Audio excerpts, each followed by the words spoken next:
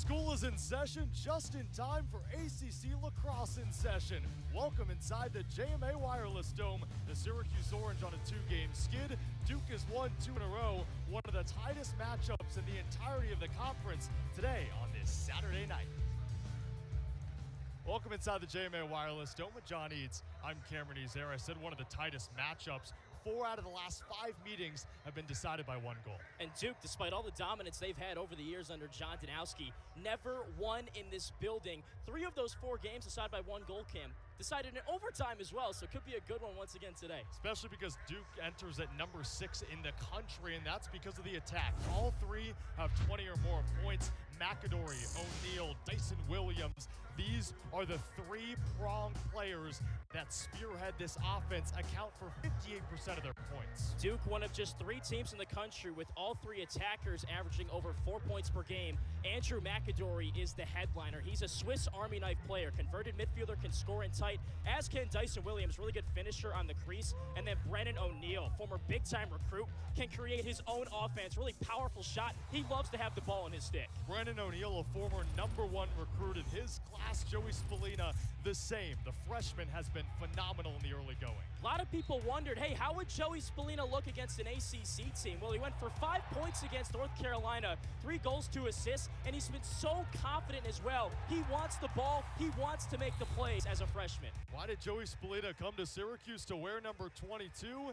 And it was indoctrinated by Gary Gait, the first to wear 22 in the late 82nd season as Syracuse's head coach. Wow, Gary has had quite the resume at Syracuse, the women's lacrosse head coach, and now on the men's side. Change up his outfit too a little bit. Used to wear that suit on the sideline. Looks good. Now taking it a little more casual. He picked up his first ACC win against Duke last year in this building. That was a good feeling for him. They're trying to replicate that 1 year later. Coach John Danowski in his 17th season for Duke. Most wins in D1 history at 447. He has over 200 at the helm of the Duke Blue Devils. Johnny Rachuza and Jake Naso. You're talking about Naso in blue, top faceoff percentage in the ACC. The scrum, and Rachuza comes up with it. And Johnny Rachuza needs that for his confidence. Only 1 time this season, he's eclipsed 50%. Yeah, how about that? I mean, who expected him to win the first faceoff in this game? He's really struggled against some of the best Fogos that Syracuse has played. That Maryland matchup, he was a little bit better last week, 46% against UNC. Syracuse needs a lot of those today if they want to win this game. Syracuse on a 2-game slide. Duke has won 2 straight, the most recent for a top 10 Penn team. This Jackson Birtwistle spins one-on-one with Jake Gray, the freshman. Ooh. Threw it into a danger zone. Syracuse tries to scoop it up, but Duke there for it. Syracuse 27 turnovers over the last 2 games. That's led to this slide for SU. Because it's put a lot of stress on Syracuse's defense. What Coach Gait wants today is prolonged offensive possessions. And simple fundamental stuff like that, like a passing turnover 20 seconds into a possession, cannot happen because it gives more chances to Duke on the offensive side, an offense that is so dangerous, Cam. They lead the ACC in goals per game. Numbers to watch, 34 on the far side. Garrett Ledman has it, first line of the midfield. Ledman, a grad student, 6'4", 225. Opens things up with a dodge. Here's Brennan O'Neal, the star player for the Blue Devils. Only a sophomore. Thrown inside and a shot misses wide. Big round ball here. Scooped up by Duke, and that one rings off the pipe. Syracuse gets lucky behind the right leg of Will Mark. Duke keeps it with the freshman Charles Balsamo. Numbers here, they want it.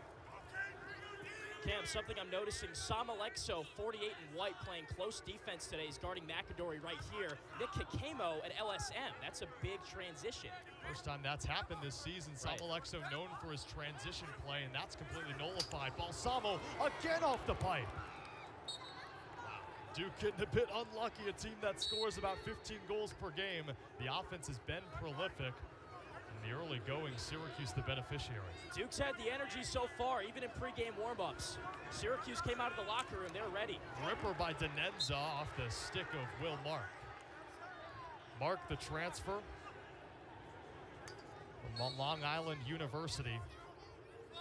The most saves in the nation in 2020 and 2021 before coming to Q's. Balsamo the Ripper, it's high.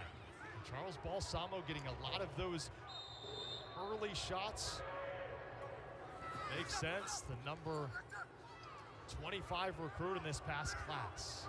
Denenza inside, again off the post. Wow. How unlucky is Duke right now? Is that 3 pipes? That's 3. Oh my goodness. Might equal their entire season total at this point.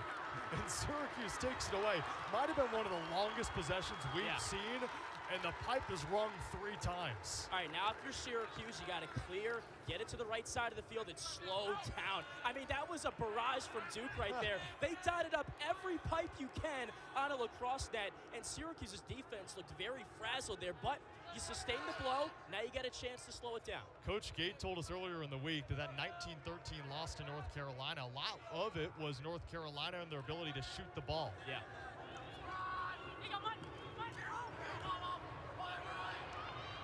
SU back-to-back losses to Maryland and North Carolina. Cole Kirsten, Alex Simmons swapping, I guess I should say, at attack and midfield spots. Going back to that today, too. That was a change that Coach Gate made last game. Passed inside to Cook. He goes low to low, and meeting him is the new Duke goalkeeper, William Helm, the St. Lawrence transfer. Guy that really fell into Duke's lap cam in the transfer portal. And a guy at a St. Lawrence, a D3 program, he cold emailed Duke and Coach Danowski and said, hey, I want to play at that level. He came to provide some depth, and an assistant coach said, hey, I actually think that you should be the starter. McAdory dives inside, he jumped into the crease, and that'll be a crease violation. Last year, Syracuse beat Duke 14-10, and they led 7-1 at one point. And right now, it's stifling between the two squads 5 minutes in.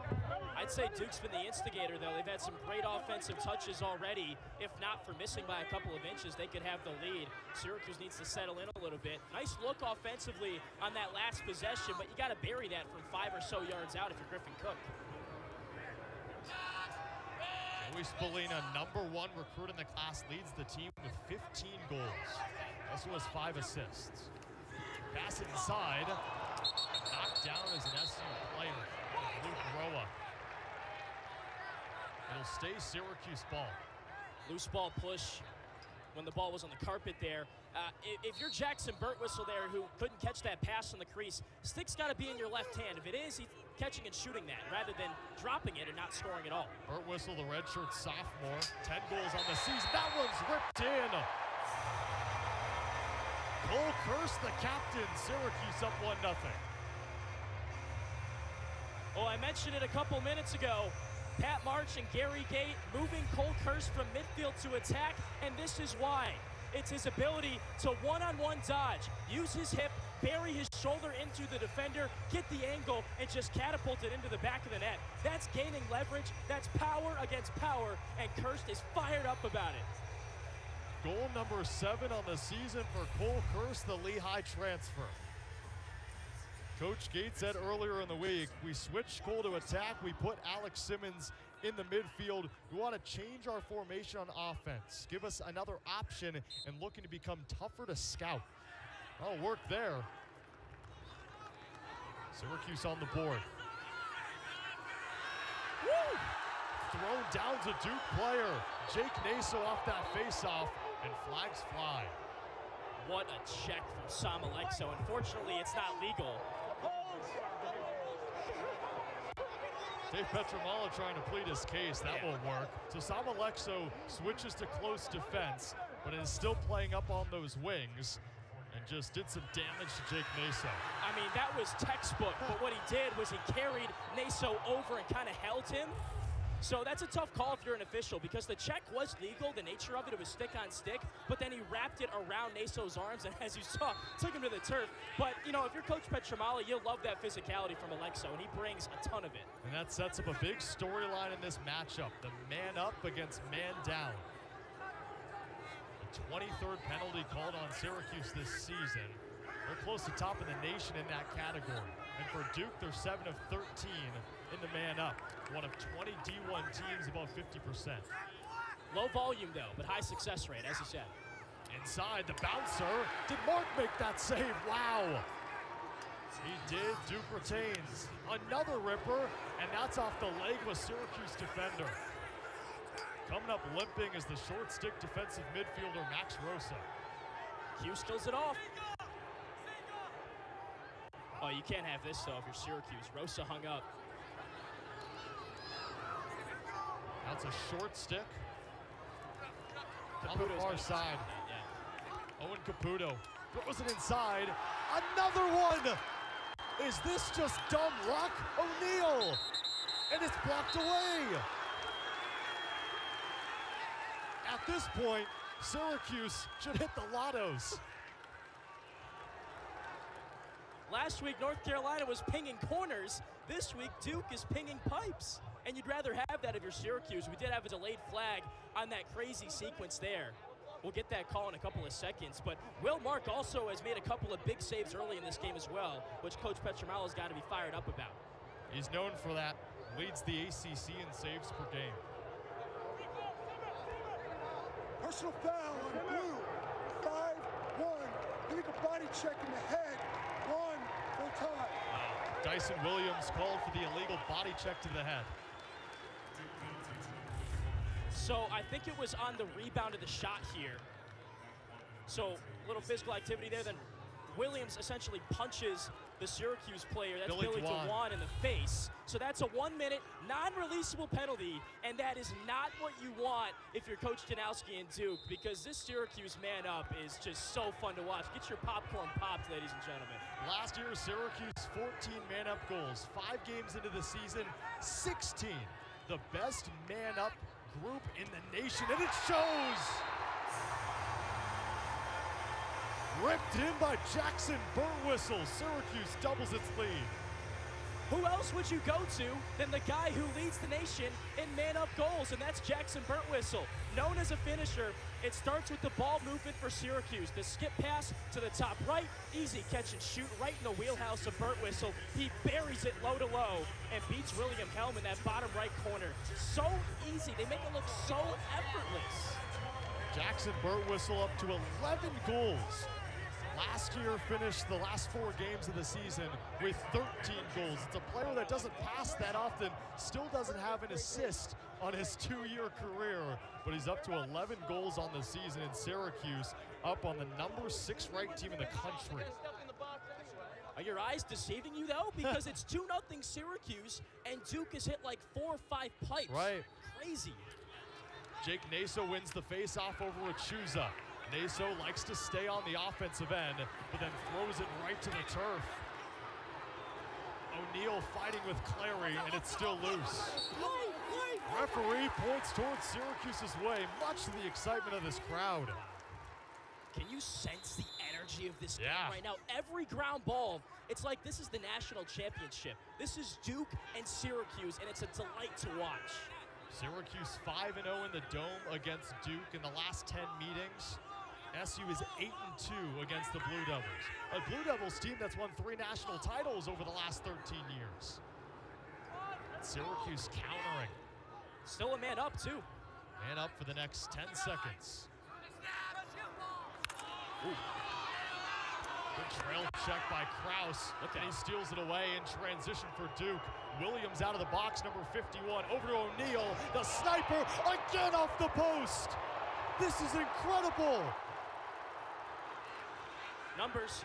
Burtwhistle to the far wing. Ooh, great save. Helm right there. That's not good for Syracuse. That's a stick side, high-to-high shot. That's an empty possession on a 4-on-3 fast break. That had to be a goal for Syracuse there. But that's been the MO of number 19 in white and orange, Alex Simmons. Coach Gates said we've been working on his shot. He's telegraphing his shots too much, shooting too high rather than aiming for the pipes. Yeah, he's opening up his shoulders and basically giving away where he's going to shoot the ball before he does. That's pretty much what he did there. And they've been trying to work on a kneecap level to the far side post, kind of in that area, that kind of a shot. Because his shooting percentage is dipped from Denver. Ledman winds up. Yeah, Denver was a Toraton Award watch lister last year. Denenza. Duke has hit 5 posts.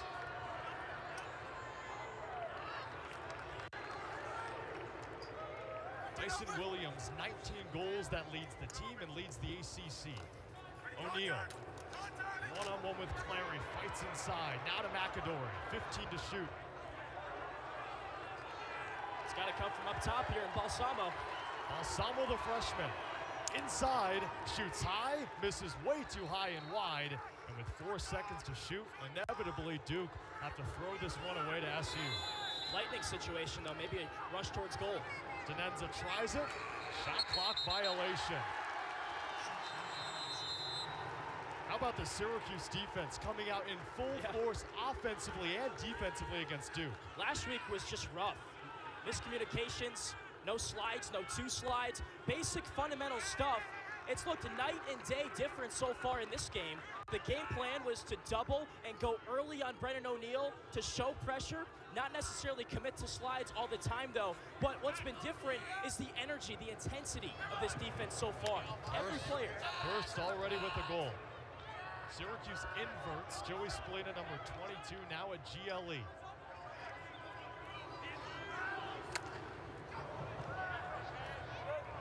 Luke Roa, the freshman, top 30 recruit, over to Joey Splina.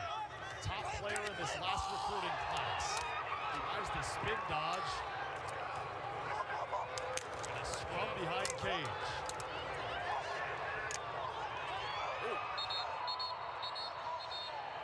SU player down without his stick. Joey Spallina lost his stick in the process. It was Kenny Brower that came up with it. Man, it is physical lacrosse down there. You'd expect that. Brower, 6'2", 215. Yeah. That's along with Keith Boyer. He's up to 180 pounds, but he's got a strong stick. I think he just got to stick to the wrist. Technical foul on blue. 1-9. Interference, 30 seconds. They'll call it on Wilson Stevenson from that back end, interfering in the stick of Spallina. 30-second penalty. Now Syracuse drew 9 penalties against North Carolina in their last loss. And in the first quarter alone, they went 2 for 2 on the man up. Already 1 for 1 today. Burt Whistle scored that one. Thompson inside, low to low. Alex Simmons finds Twine. Syracuse up 3.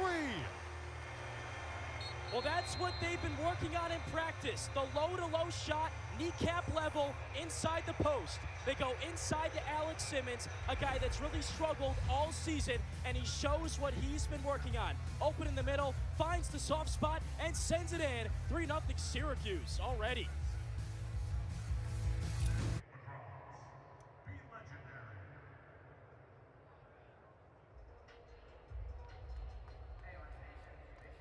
Cuse leads Duke 3-0, but it's not without a lot of drama on the Duke side. Some would call it dumb luck, some would call it pinpoint accuracy. John, I think Duke just wants to avoid it. Are we having fun yet or what? I mean, Duke's hit 5 posts. Let's hear some of these sounds. Here we go. Ping.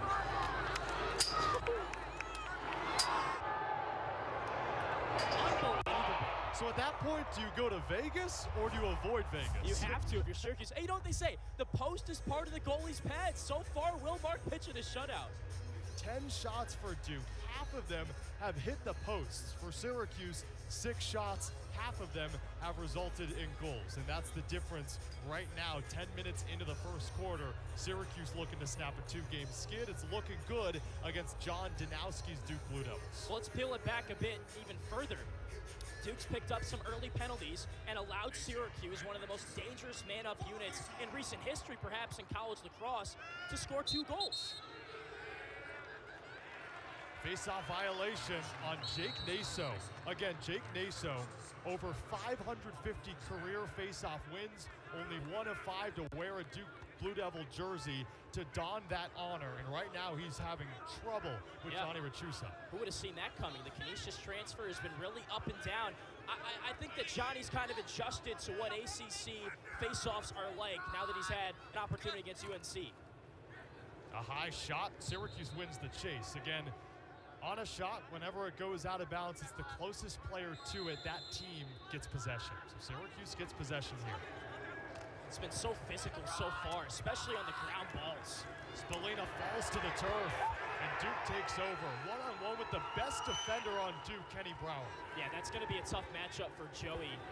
6'2", 215, preseason All-ACC pick. He's been so physical so far, he's not giving Joey Spallina any kind of breathing room behind that cage. Kenny Brower, a 2-time captain, his junior and now this year his senior year. Brower's dad, Ken, played football at St. John's. You want hard-nosed? Yeah. You play football at St. John's. And he wears that 29 number in honor of his dad as well. He certainly brings that to the table. Duke without a goal, not without drama. They've hit 5 posts.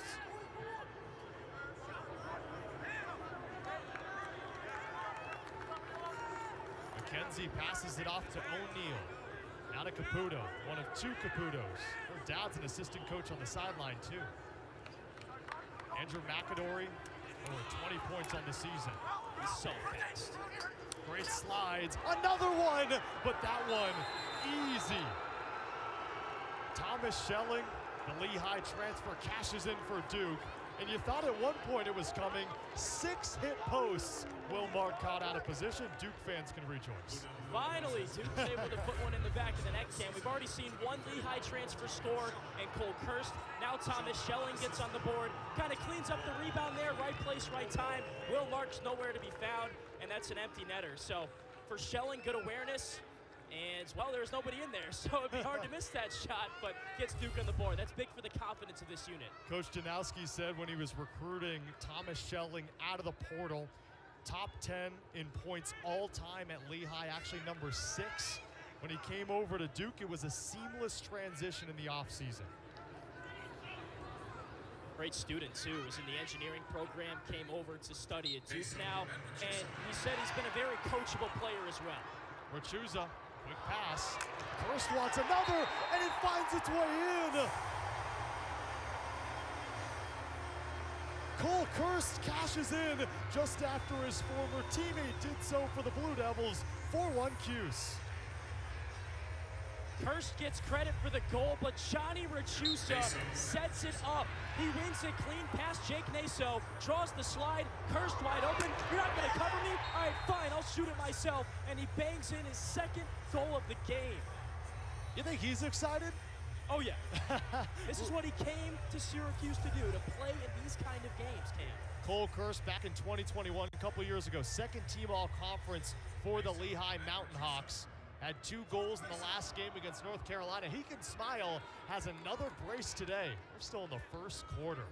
How about the Lehigh show? We got Kirst scoring, Schelling scoring, and then Kirst again. They played with each other between 2019 and 2022, and now both watching balls fine twine here in the dome. Under 3 minutes to go 1st quarter. It's been a goal barrage for Syracuse.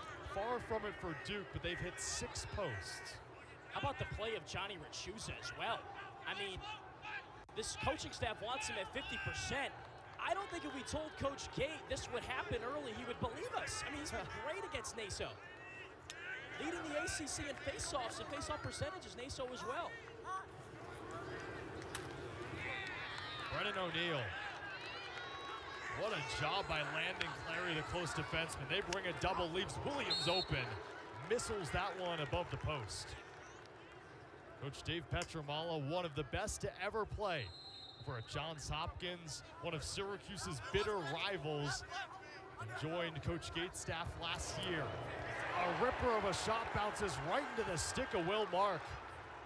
So now Mark can think is sticking, not the post. That's right. Well, if you're Syracuse, you're okay with giving up that shot all game long. That's 15 yards out. A guy at the pedigree of Mark will make that save more often than not. Will Mark, out of Long Island University, grew up a Syracuse fan. Said that Syracuse, well, it's like the Buffalo Bills of lacrosse. Huge New Yorker, came to Syracuse with the intentions of starting, and he is. Yeah. Good move, split dodge up top. Fired in! Wow! Luke Roa, how do you do? Well, making a 4-game point streak for Luke Roa, and well, this was quite easy. One-on-one dodge, wins down the alley, has the angle, and pings that top right corner. That was nifty. All right, Luke Roa. I think I felt it from up here. Folks, that's a freshman playing on the second line of the midfield. 4-star, top 25 in this last class, an Under Armour All-American. Coach Gates said, this guy, when you let him free, he can really dominate. And Coach Danowski has questions while Coach Gates, he looks mad. He still looks mad, but his team's up 5-1. Yeah. Well, you talk about Roa and playing 3. That's why he chose Syracuse, because the system is not robotic, and he could play like that, loose and just make plays. Naso all the way, and the ball's loose. Wilmark controls. Syracuse, the long pass, football style to Kirst. Sitting on 2 goals. Nice move, right into the body of Helm. Kirst wanted the hat trick, would have been his first in orange. Well, you'll let him take that because he was nearly twice the size of his defender in that situation. He got a nice shot off, but it was a chance there for Syracuse to maybe slow it down. That was like a 3-on-4 situation. Instead, Duke with an opportunity to cut into this deficit, perhaps the last possession in the first quarter. Kirst, 55 career goals at Lehigh, tried to tack on another. Under 40 seconds remaining first quarter with the shot clock essentially off. Syracuse leads Duke 5-1. Defense has been really good for Syracuse. Slides have been great, communication's been good, and they've gotten a little lucky too with those posts. 6 hit posts. You missed us. McAdory, he's been silenced. Has 13 goals on the season. Does number 2. Ledman fakes the righty shot. 6 seconds until the first quarter comes to a close. Make it 5. Ledman all the way to the crease. Dove in, got the shot off before his body fell into the crease, then the flag came in. So it depends on if this is simultaneous. If the flag came in before the ball went into the back of the net. And did he score the goal? Because he entered the crease, but if he scored, it doesn't matter. That's the new rule change. We saw Spallina do that last week. They're still conferring. Now Wilmark did take it out of the goal. The referees say no goal. And the official is making a pushing movement with his arms there. Let's see this again. No goal. Technical foul on White. 2-8. Push. 30 seconds. Wow. No goal. Interesting. Nick Akamo called for the push. No goal, even though that ball did go in the back of the net. And that was all in the continuous motion of Ledman diving and scoring. So that's interesting. If you're Syracuse, you'll take it because the goal's wiped off the board. If you're Duke, you hate it. Now they can hold, though, and go into the second quarter with possession. That's exactly what Duke will do. Syracuse leads 5-1, and they got help from a little friend behind Wilmark. How about 6 hit posts?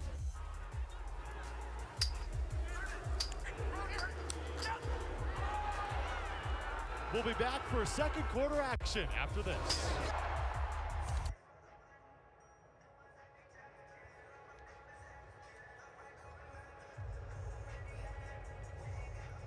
Syracuse leading Duke 5-1 inside the Dome with John Eads. I'm Cameron Ezair, and this is no surprise in terms of the full identity of this rivalry.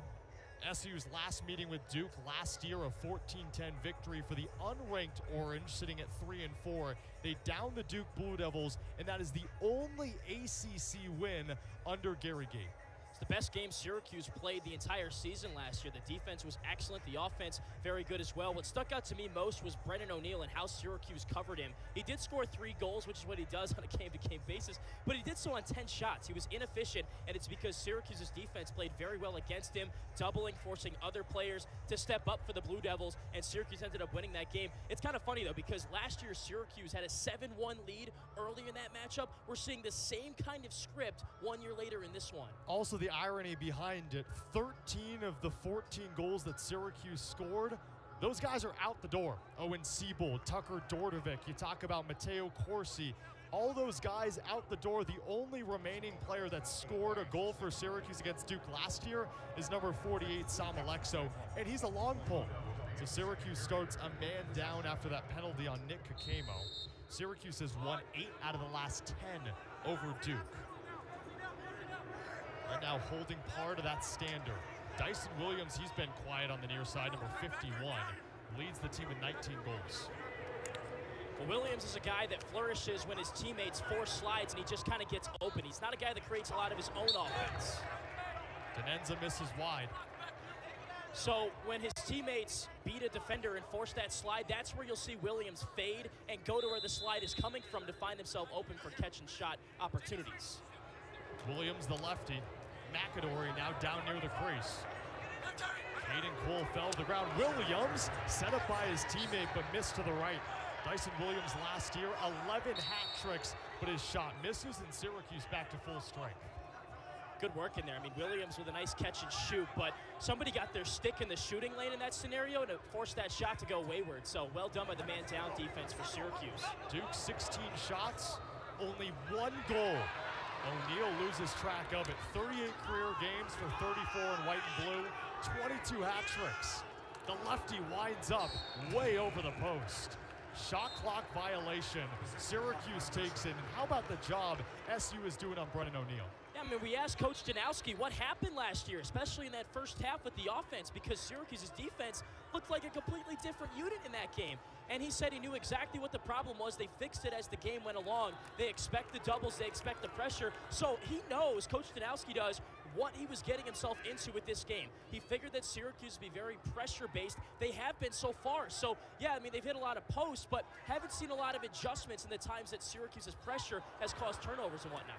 Syracuse almost commits a turnover. First time we're mentioning Owen Hiltz, and he throws it right to Brennan O'Neill. A stick check, but he came over. So it's Duke's ball. Can't have that. Jake Caputo winds up. Will Marks stonewalls him.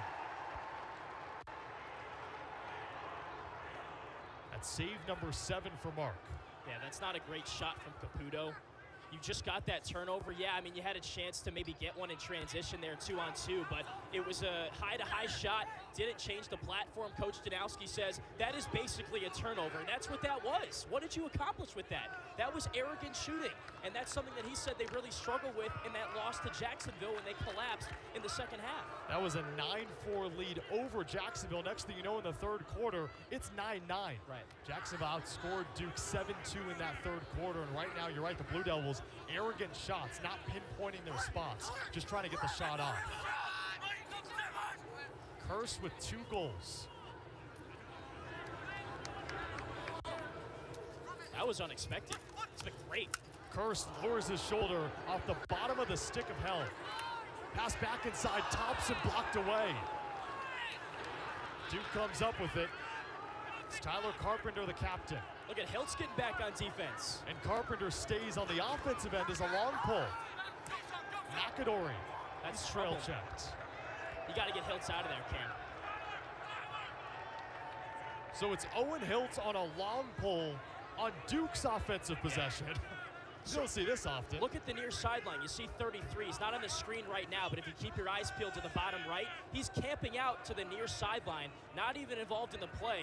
Duke's going to force Owen Hiltz to play some defense here. Or now they're taking him off the field, so they want to win the race one-on-one, getting back in. First line, Middy's on, and Ledman capitalizes.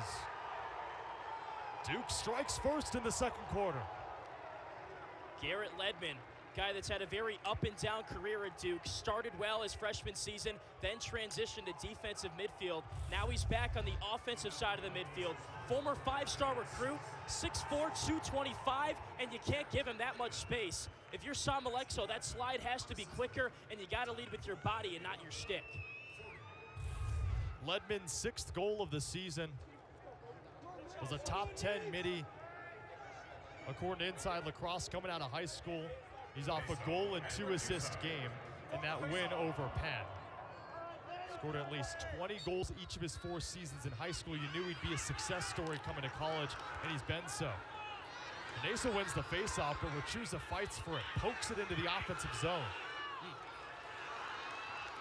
Spallina lost it. Back and forth, Frazzoli picks it up.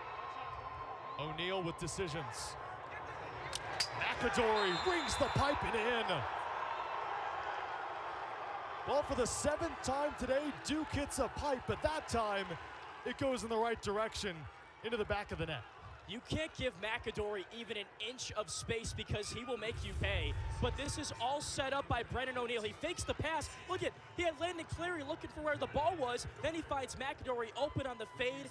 Nick Kikemo leaves him open, and Duke loves it. They're fired up. They're bringing the energy. They're getting back in this game. That all started by winning that ground ball on the left side of the field, then working it up to the right side so McAdory could do the rest. Duke trailed Penn last week 2-0, then rattled off 8 straight goals. It's looking eerily similar, isn't it? 5-1 Cuse, and Duke scores the first 2 goals of the second quarter. Wow, Cam, these sequences are so high energy, so intense. We can feel it reverberating up here in the broadcast booth. McAdory, who visited Virginia, Notre Dame, Michigan, Penn State. He chooses Duke, he chooses Jake Naso, and he chose right now. O'Neal, face dodge, scores! You can't stop him. You can only hope to contain him. O'Neal on the board. Same thing we just saw, except this time Brennan O'Neal says, hey, I want to shoot the ball this time. This one's all me. He gets top side on Landon Cleary, and then I think surprised Will Mark a little bit because he just passed on that last play. This time he rips it to that bottom right corner. This is exactly what Brennan O'Neal wants. In his left hand, high to low delivery with pretty much no contest on his gloves. O'Neal, 3 goals, but on 10 shots. Inefficient in the last game against Syracuse. 3 goals in the last 36 seconds for the Duke Blue Devils. You saw it coming when they hit 6 posts in the first quarter. Now they're finding the back of the net. And he wasn't really involved in the first quarter either, but I know that he knows that he remembers that game from last year, how it felt. And he's a guy that attracts so much attention and negative buzz. Whenever he makes a mistake, people cheer. 3 outlets named him an All-American. Last year was an All-American in 2021. A scrum right at the block S. Going Duke's way. They could make it 4 straight in under a minute. Now Jake Naso is finding his groove after winning 4 of the 7 faceoffs in the first quarter. He's won a couple in a row. And here's the difference for me right now in the second quarter early on. The ground ball battle. Right now Duke's winning it 14-6 against Syracuse, and the Orange haven't been great on ground balls all year. They're last in the ACC in terms of the amount they scoop up per game. Duke is getting those loose balls. It's leading to offensive chances like this. Coach Gates said the meltdown over the last 2 games, just sliding all over the place, not doing it with any intentions. Right. That's what they don't want to do. Balsamo double teamed. They want to do that. They want to fake the slide, show, and then go back and recover. Coach Gate calls a hedge. See it a lot of the times in basketball, yeah, exactly. Setting a screen, same with lacrosse. Yep.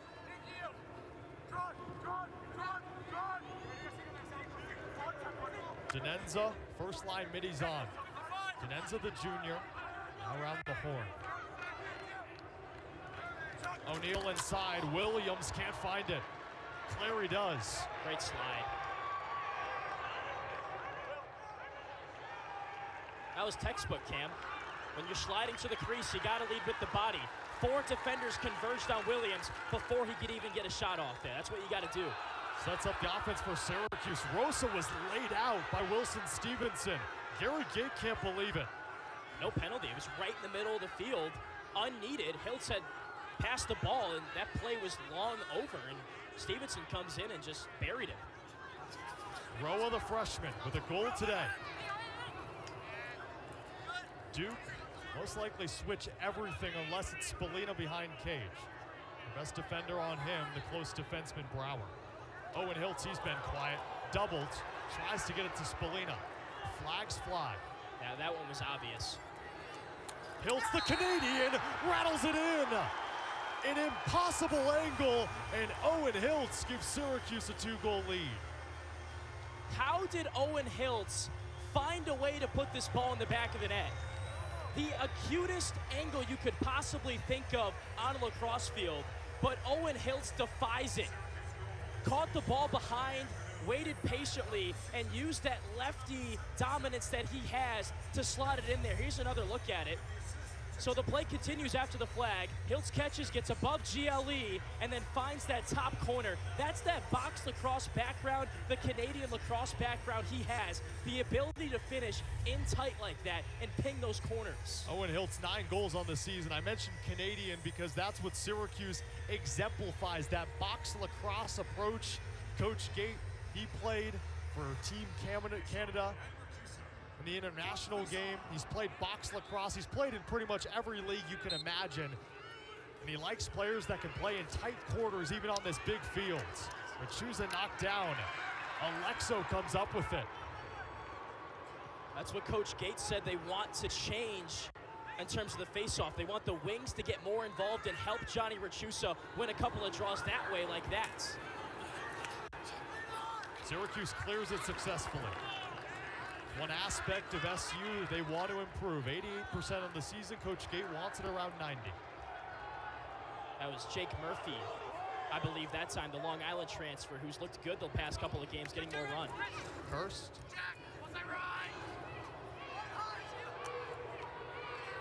Cross crease. Alex Simmons with a goal, the Denver transfer. He likes this matchup, which is Shorty. 22 new players on SU. This is one of them. On a Shorty, and Simmons pulls back, finds a teammate, 5-hole. Jackson Burtwhistle is second. You can't give Jackson Burtwhistle any space. You blink your eye, and he's open. That's what happened there. He flashes on the crease, and what is Jackson Burtwhistle's MO? He is a finisher. So Simmons puts on the brakes, gets it back in his right hand. Look at the defender. Will Frizzoli loses Burtwhistle. Easy catch, turnaround, 5-hole finish. That is bread and butter for the Pennsylvanian. Second goal today. That's number 12 on the season for Burtwhistle. He plays midfield, but John, we were talking before the game, and as much as you look at Jackson Burtwhistle as a midfielder because he orchestrates the offense with his passing, a lot of the times he plays that attackman role, sits right in front of the crease, and if he isn't outside ripping one in, he's waiting for his teammates to set something up for him. He's like Dyson Williams, but in a Syracuse uniform. He's the off-ball guy, he's the finisher, and every offense needs that. Alexo, confident on the wings. That's a portion of Syracuse's game that's been missing, his good wing play. A timeout by Syracuse. Coach Gate must be excited. Syracuse, after giving up 3 in a row, they respond with 2 of their own. 7-4 Cuse over the Blue Devils.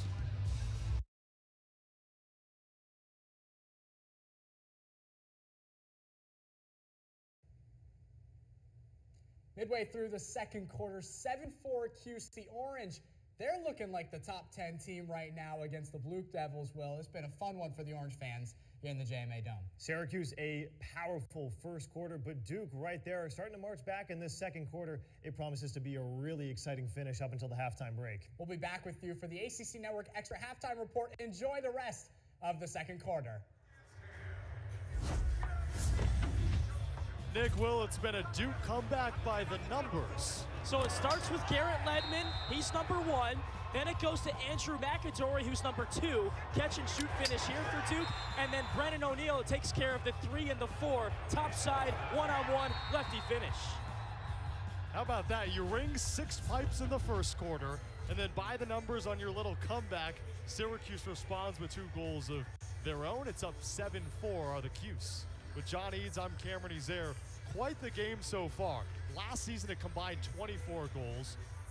Right now, a quarter and a half in, we got a combined 11. Could be more if not for those posts. But yeah, been very back and forth. Expected an offensive battle because both offenses averaging over 13 goals per game. For Duke, about 16. They've really come to life a little bit in the second quarter. Not to say they weren't alive already in the first with those pipes, but they've really been more efficient and taken advantage of some Syracuse lapses. Syracuse starts with possession.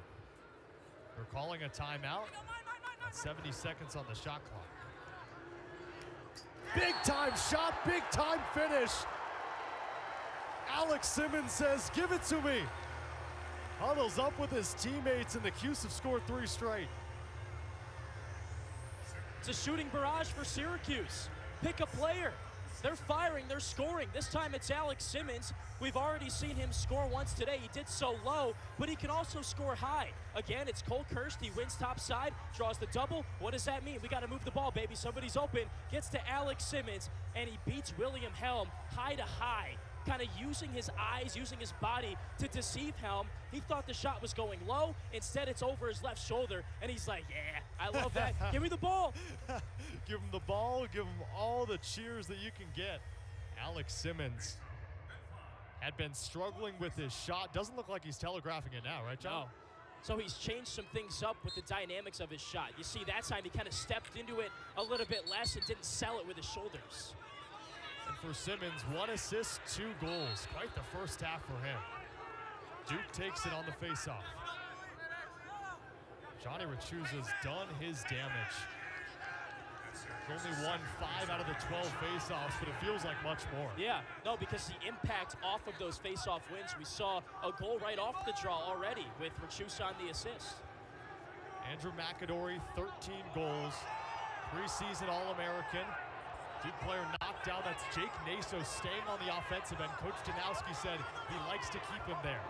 Got a penalty. Yeah, delayed penalty. McAdory dives in. It's stopped by Mark. Either way, the first penalty flag will be awarded. There might be a second on that push. So the first one, Caden Cole just took a whack at, I believe it was Jake Naso right in the middle of the crease, off ball, had no involvement in the play whatsoever, so that's going to be a penalty. And there may have been a second one on the tail end of that play when McAdory was diving towards Cage. Now, Nick Kakemo has already been caught in no man's land for a player going from goal line extended to the crease and pushing him. Let's hear the call. We got 2 fouls. First one, white 33/1 minute, white 4-8, push 30, and we go to 60. 2 guys, 1 minute, and a 30. Wow. So Syracuse 2 men down. Duke is 0 for 2 on the extra man, but now they're up 2 men. So look in the middle of the field, 33 just takes a big whack at a Duke player. That's Naso. And that's Naso. Just unneeded, unnecessary. And then Alexo gets beat down, goal line extended, pushes McAdory in the back. You know, he kind of dove into the crease to shoot that ball anyway, so, you know, you can kind of go either way with that, but you see the pushing motion from Alexo on the back, so you've got to call that if you're an official. Now a 6-on-4 for the Blue Devils. Big chance to get back in this game. 0 for 2 today, 7 for 15 on the season. So now they've dove under 50%. All the options in the world. Balsamo again hits the post. O'Neal, a great save by Mark. It rolls out. Duke wins the chase. They keep it. Wow. It's so hard to stop a high-to-low shot going opposite pipe, but Mark just did that. O'Neal wants revenge instead to Williams. Are you kidding me? This is ridiculous. It's like that friend that won't stop texting you. Ping, ping, ping, they're all coming in. One player down is Syracuse. One still sitting in the box. McAdory. Balsamo. Will Mark there. Talk about 2 men down for an Orange team that's lost 2 in a row. And right now the Cuse don't look like it. SU burns off both penalties. They're back to full strength. That's a big swing in momentum. An excellent job by Syracuse's unit. You can see the energy. Coach Gate loving it. But also the fact that Will Mark had to stop some of those shots to preserve the lead right now for Syracuse. When those two work in harmony, Syracuse's defense and just the brilliant play of Will Mark, this team on the right side of the field, the defensive side, Whew, they're tough to play against. John Will Mark, 14 saves per game. That leads the ACC. He has 12. Yeah, so I'll put it to you this way. 13 or more saves in 4 out of the 5 games this year. Great Syracuse check got by that Duke. once last year. Penalty thrown on that second check. The first one was legal, the second not so much. Now you're awarding the best man-up team in the country.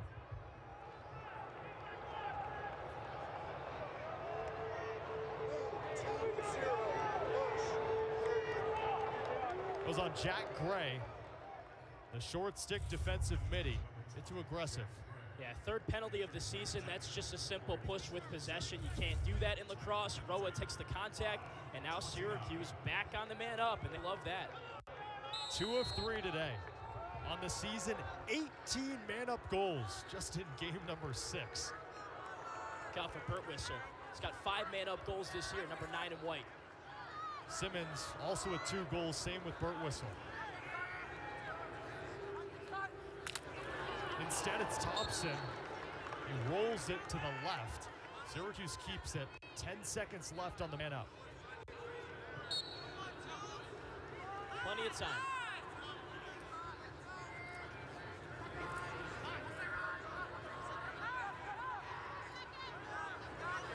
Full strength for Duke. Smart there. You know, Alex Simmons was looking at it, wanted to take the shot 2 different times, but settles it down and extends the possession for Syracuse. That Duke defense probably a little tired. Only 15 to shoot. Right in the slot is Michael Leo. He throws it away. Great defense by Duke. They burn the penalty against the best man-up unit in the country and then force a turnover. So that was Michael Leo in front, and then Cole Kraus got his stick right in his breadbasket and dislodged that pass. That was excellent by the man-down unit of Duke, and now they get a chance back on the offensive side of the field. Cole Kraus, the 6'2 junior. Kraus played in 15 games with 1 start last season, ranked 7th on the team in ground balls, caused turnovers. He's more of that ancillary piece, but it works out well for the Blue Devils. Leads the team in ground balls by a non-faceoff man as well, so he gets down and dirty in those situations.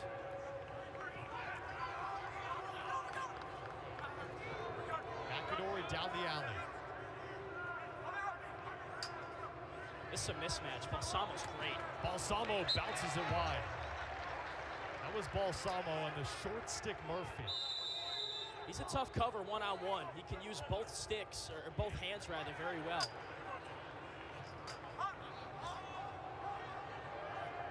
Charles Balsamo, top 25 recruit in this most recent class. His coach says this level doesn't faze him, and he shows it.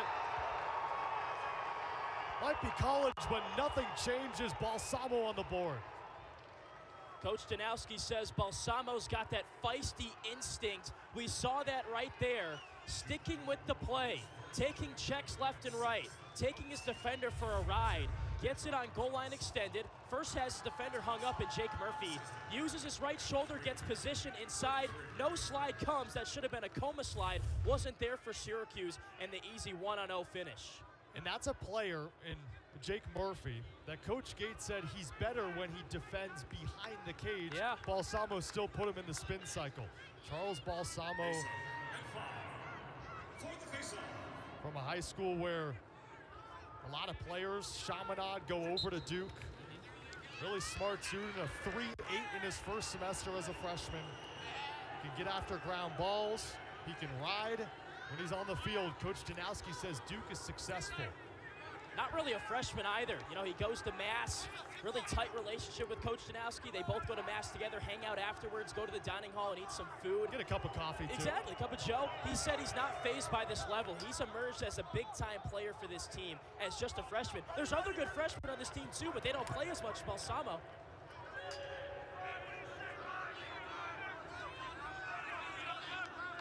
Three minutes to play until halftime. Thomas Schelling had the first goal for Duke, the Lehigh transfer. McAdory. One-on-one with Sam Alexo, who was shifted from LSM to close defense. O'Neal finds its way through. Had to wait for a second, but Brennan O'Neal has 2 goals. He's starting to come alive.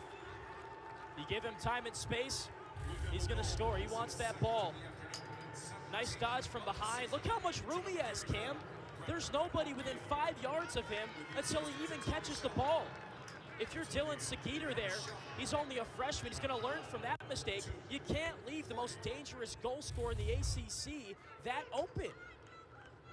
Brennan O'Neill, 39 games, 159 points. Was the fastest Blue Devil to 100 goals just in 35 games. You talk about prolific, that's what number 34 is. What I love about O'Neill is that he wants to play in the big moments. You think back to that Denver game, Duke was down. He scored the goal to tie it, and then he scored the goal to win it back-to-back. Frazzoli off the wing, scoops up the ground ball. Over to Keith Boyer. And Duke controls. In the face-off department, 10 to Duke, 5 to Syracuse, but the Orange have an 8-6 advantage. O'Neill's come alive. Ledman, full head of steam. Mark blocks it down. I was getting into this before that Roa penalty sequence. Last year, the Orange had one game where one of the goaltenders had 13 saves. So far this season, Will Mark has had 4 of such games. And he's got 13 saves already today, so make it 5 for 6. Harrison Thompson, Bobby Gavin split time last year. And that was after Drake Porter closed off one of the best careers in Syracuse history. And now it's just been transfers and hoping. And Will Mark, he might be the cure. Gavin was up and down last year, but, I mean, it's pretty night and day the difference that Mark has been for this team in the cage. A nice, solid, consistent presence versus last year. Over 50% save percentage. A turnover by Syracuse, the wheels falling off. O'Neill scored the last goal, has 2 today. To a streaker. That's the long stick Carpenter, and he missed off the body of Mark. He's got an assist on the season, wanted his first goal, little trailer. Nice look on goal there. And they're going to try to do that same thing they did last time. Late substitutions try to beat Syracuse back in the hole. You bring in Ledman.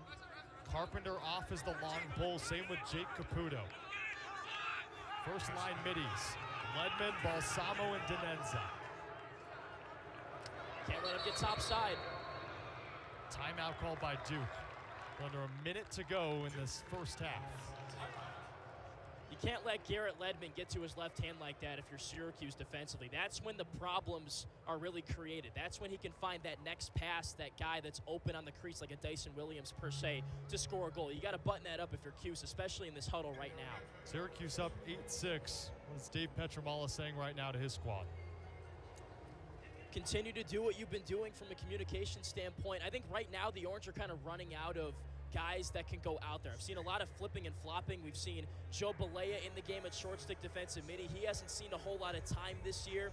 Dylan Seguider, who just allowed that last Brennan O'Neill goal. They've got to build that depth up because you can't put guys in the game that can't execute the game plan. I'm sure leaving Brennan O'Neill open was not in the game plan. So just kind of reinforcing what you wanted to do coming into this game.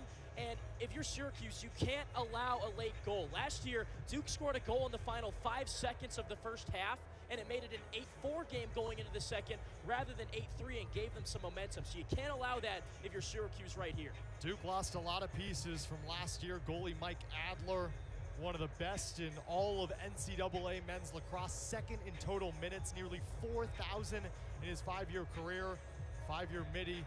Nakai Montgomery, who was drafted in the PLL. Joe Robertson, they called him Captain Clutch. Yeah. They lost him. Syracuse, a lot of new faces too. 22 new players for the Orange. Lost names like Tucker Dordovic, transferred to Georgetown. He had 59 points. Brendan Curry, 34 goals to his name.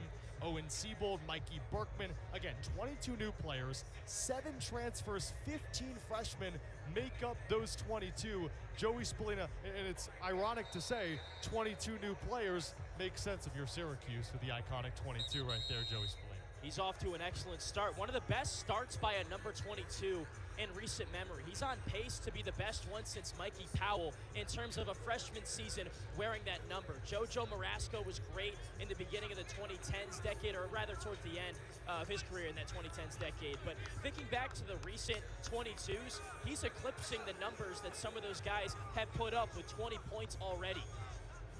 And it hasn't been the best day for Joey Spallina today.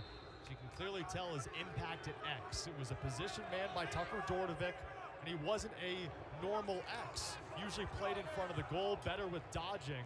You put him behind there last year because he kind of had to, had no one else. You bring in Spallina, and he can occupy that role. Well, Kenny Brower, 29 for Duke, has been shutting him down so far, but it hasn't mattered for Syracuse because guys have been open on the crease all day. The reason you put Brower there, preseason All-American, preseason All-ACC. McAdory off a screen. He's wide open, head fake. What a stop by Mark. 20 seconds to play until halftime.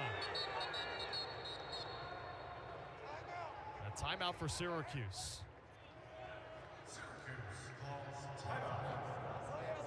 Can't happen. You mentioned an iconic 22. Mikey Powell getting his jersey retired next week in the game against Johns Hopkins, and it's ever so fitting that in a Syracuse-Johns Hopkins rivalry, it's Mikey Powell getting his jersey retired. Again, that game taking place next Saturday. It's SU and Johns Hopkins on the 11th. Powell played from 2001 to 2004, was the first ever men's lacrosse player to earn the Tewaaraton Award twice. Two-time national champion, a part of an orange legacy that spans so far into the ether. And Mike Powell is just one of the many names that deserves to head up into the rafters. And he'll be right beside Coach Gary Gate, who also has number 22 up there. And the tradition definitely rich here at Syracuse.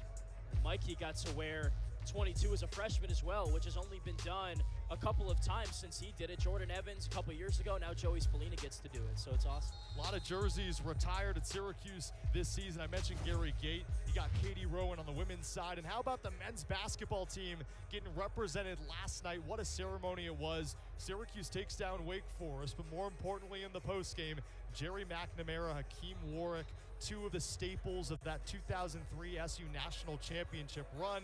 They get their jerseys up there, and you see the three, you see the one. Not the coolest part about G-Mac's speech after the game is he said as he walks down the halls of his house, he sees him and Carmelo Anthony in a portrait. There's a 3 and there's a 15 representing Melo's number, the 315, which of course the area code here in Syracuse. Hakeem Warwick as well. First time back in the Dome since he played back in 03. Crazy, 20 years ago. 15 seconds. Duke trying to cut this one to 1. Down by as many as 4, twice. Balsamo cross crease, escapes the stick of McAdory. 5.4 sits idly on the clock, and unless Syracuse has an extra prayer in them, they'll take a comfortable 2-goal lead into the halftime break. Considering the amount of posts in this first half, I think they'll take that, Cam. 0.3 remaining. Buzzer sounds. What an eventful first half. Syracuse leads 8-6, the 20th ranked team in the country leads the 6th ranked Duke Blue Devils. Posts were hit by Duke. Syracuse, they found twine. Duke came back in the second quarter. We got a lot to talk about. The ACC Network Extra halftime report coming up. Cam, Will Henschel, Nick Salai here for the ACC Network halftime report. Syracuse up 8-6 over the number 6 team in the nation, the Duke Blue Devils. This has been a fun one. Syracuse dominated the first quarter, but Duke, they found their way back into it in the second. It's been a fun one, Will. Yeah, Syracuse really had the first quarter that they needed to against a hot Duke team. The Blue Devils, give or take on any given day, usually score about 3 or 4 goals in the first quarter. So for Syracuse to take that kind of lead after the first couple of minutes was really impressive. But, this is Duke, lacrosse you're talking about, number 6 team in the nation. They're not going to stay down for very long, and they came back in a big way to make it only a 2-goal game into the contest. So it's been really entertaining, really back and forth, and I think it's going to be an even better second half after the break. A high-powered offense for Duke, and so far the numbers haven't really shown it for this Blue Devils team.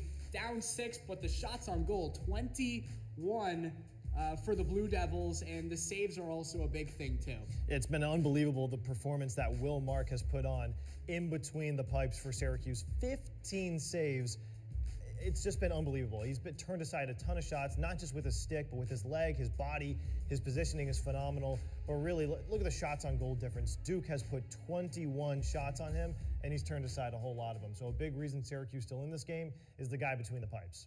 The pipes also have helped That out is true. a bit for Syracuse. Duke has hit it probably about 8 or 9 times now. Let's see how the first half action has gone so far. Syracuse came into this one 5-0 inside the dome all time against this Blue Devils team. And early on, Will, you were talking about you were excited to see Cole Kirst move up to the attack level, and he scores the first goal for the Orange. Yeah, the graduate student making his first start, usually kind of playing in that midfield position, now moves up to attack, and it pays immediate dividends. The first goal of the game comes off the graduate student's stick. But the whole offense in the first quarter was really, really well polished. Ball movement was incredible. Syracuse scored a couple of man-up goals. That doesn't happen too often against Duke. And Blue Devils really faltered in the first quarter. And then look at these pipe shots, just unbelievable magnets on the shots against Will Mark. Schelling scores for Duke to make it 3-1. Cole Kirst, once again, how about in transition? This was huge. Syracuse came into this one struggling in the faceoff, but right off the faceoff, finds Kirst to make it 4-1. Second quarter now, Garrett Ledman scores for the Orange to make it 5-2. But then Duke answers right back, cutting the lead to 5-3. They went a little spurt right there. Or there's Ledman right there. And then Andrew McAdory, he scores to make it 5-3. SU Duke climbing in just within a minute. They were able to score 3 unanswered goals. Number 7 right there, Will Frizzoli, getting that clearance, giving Duke, I should say, the opportunity to fire that one in and really cut the deficit. Duke came alive in a big way in the second quarter. Syracuse has to look out for that as the game goes on. Brendan O'Neill, a quiet first half for the most part, but scores there to make it a 1-goal game. Then how about Owen Hiltz? From behind the cage, comes around and scores to make it 6-4. Alex Simmons once again making it a 4-goal lead for the Orange, hyping up the crowd. A packed crowd inside the JMA Dome.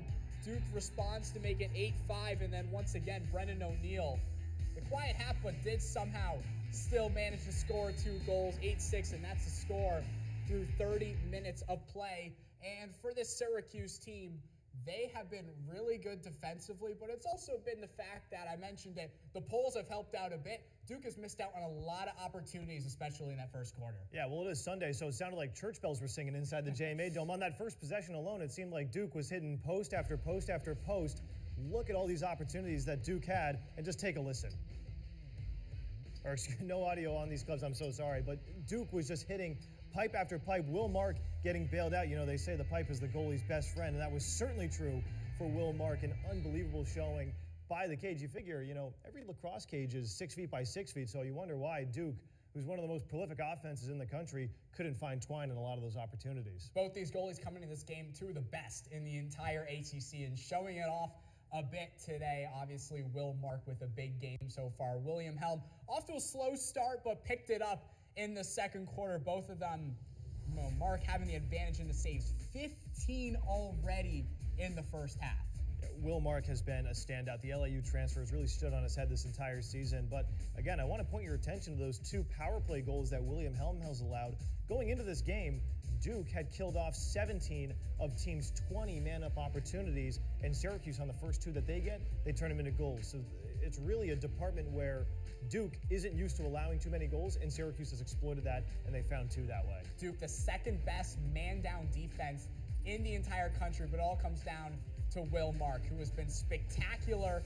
How much of momentum shifts does this give for Will Mark, a guy that, you know, has struggled over the last couple of games, but to play this type of performance against a number 6 team like Duke? Well, the big-time players show up in big-time moments. It's kind of a cliche saying, but you hear it a whole lot. Will Mark probably having his best start to a game in a game that Syracuse can't really afford to lose. And of course, William Helm, despite the early struggles in this one, he's still made some really good saves, keeping Syracuse to just 8 goals in the first half. It feels like they could have had a lot more advantages. They took advantage of the man-up offense, scoring a pair of goals, but William Helm still keeping Duke hanging around. This is a fun one. We've still got plenty of lacrosse left. 30 minutes of action, and we're still finishing up here on the ACC Network Halftime Report.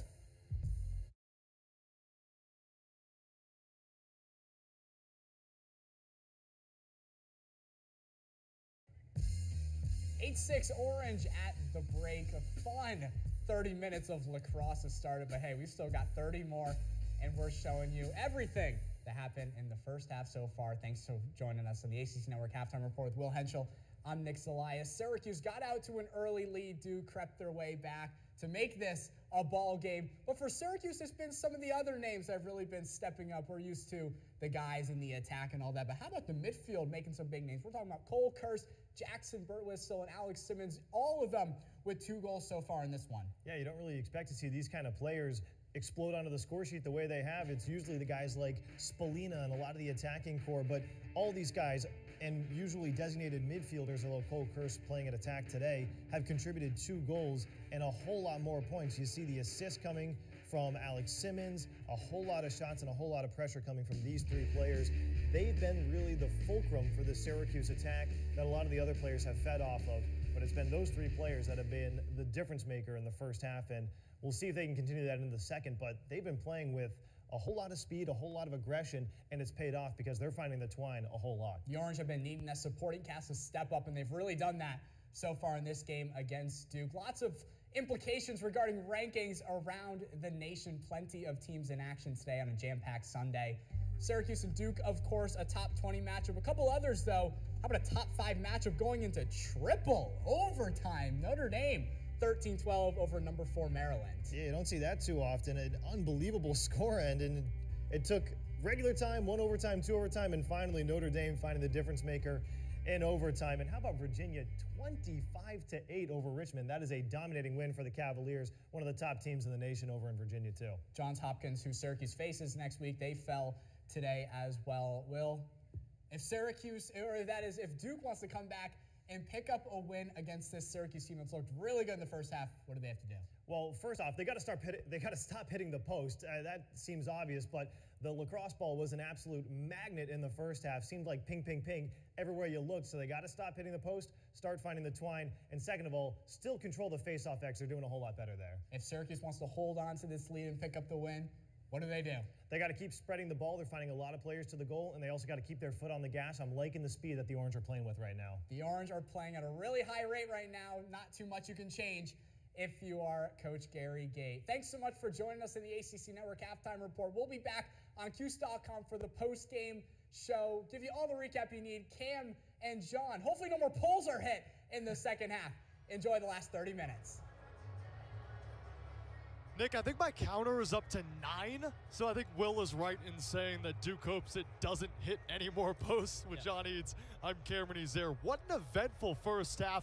8-6 in favor of Cuse, but that doesn't tell the whole story. It really doesn't. If you just look at the box score, that's not how this game has necessarily gone. We don't really have like a post stat here on this game summary, but that's certainly been a storyline so far.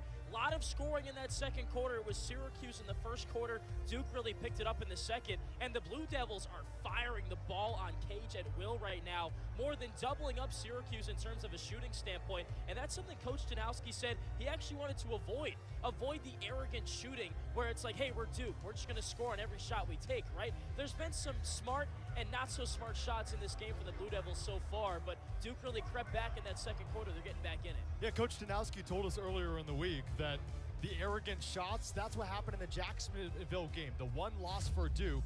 The Blue Devils had over 50 shots. They lost that game. Against Penn, under 40 shots. It was Penn, the Quakers, that had over 50, and Duke took it over Penn. Danowski in his 17th season, a 3-time national champion. Watching Jake Naso, Johnny Rachusa at the X. Naso wins it. Quick in transition. Carpenter, McAdory. Wow! Mark stood in the right spot and went right into his chest. Wow. Carpenter denied now 2 different times by Will Mark. He's so clutch. As a goalie, that's essentially a breakaway in hockey. It's you or it's nothing, and Will Mark steps up. Carter Rice clears it. Will Mark averages 14 saves per game. So far today, he's up to 16. Think back to that opener against Vermont. It was Will Mark that kept Syracuse in the game in the first quarter when the offense stalled. Right now the offense not stalling, but Will Mark is doing his best to keep his team in front. Spalina at X. Joey Spallina really a non-factor in that first half. Yeah, really bottled up well by Kenny Brower, team captain for this Duke squad. Great on-ball defense in that first half, so Spallina hasn't had much opportunity to make an impact. First on a shorty, gets rid of it. It's rifled in. Hat-trick time for Jackson Burtwhistle. So while Spallina's been quiet, Jackson Burtwhistle and the other cast of characters on this Syracuse offense have stepped up.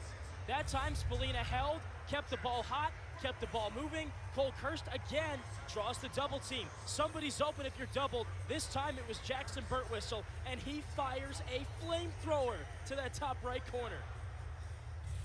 Cole Kirst, his third assist on the season for Jackson Burtwhistle, up to 13 goals on the year. How about the surgence of Jackson Burtwhistle, a non-factor in the early going of last season. So many offensive weapons, but he was integrated into the lineup the back portion of the year. Played so well, and, well, that's why he's starting for SU. I'll sum up Jackson Burtwhistle's lacrosse play in 2 words. Goal scorer. He has no assists on his career, so that's valid.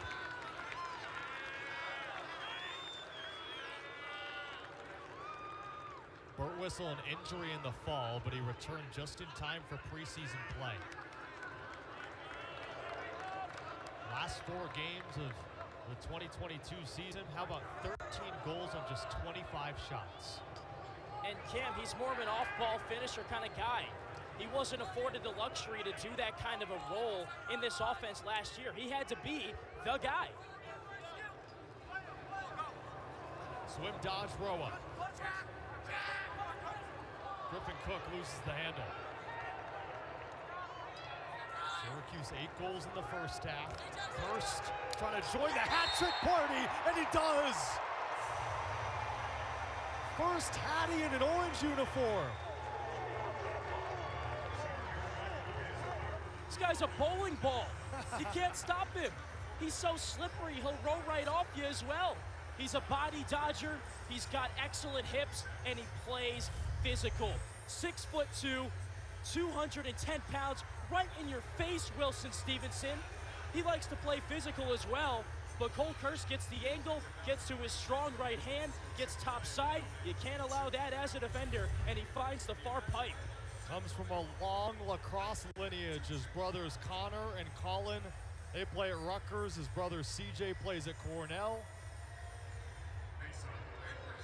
Lot to like in the Kirst family. Look at his face. I mean, he's so dialed in right now. And he fell right into the lap of Coach Gate as Rachuza wins a face-off, but knocks it right into a pole stick. Cole Kirst, again, fell right into the lap of Syracuse.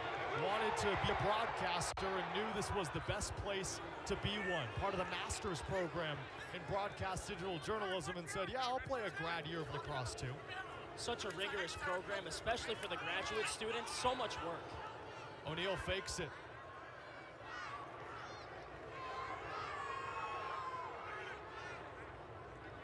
So now if you're Duke, slow it down, get your substitutions, get your first-line middies in the game.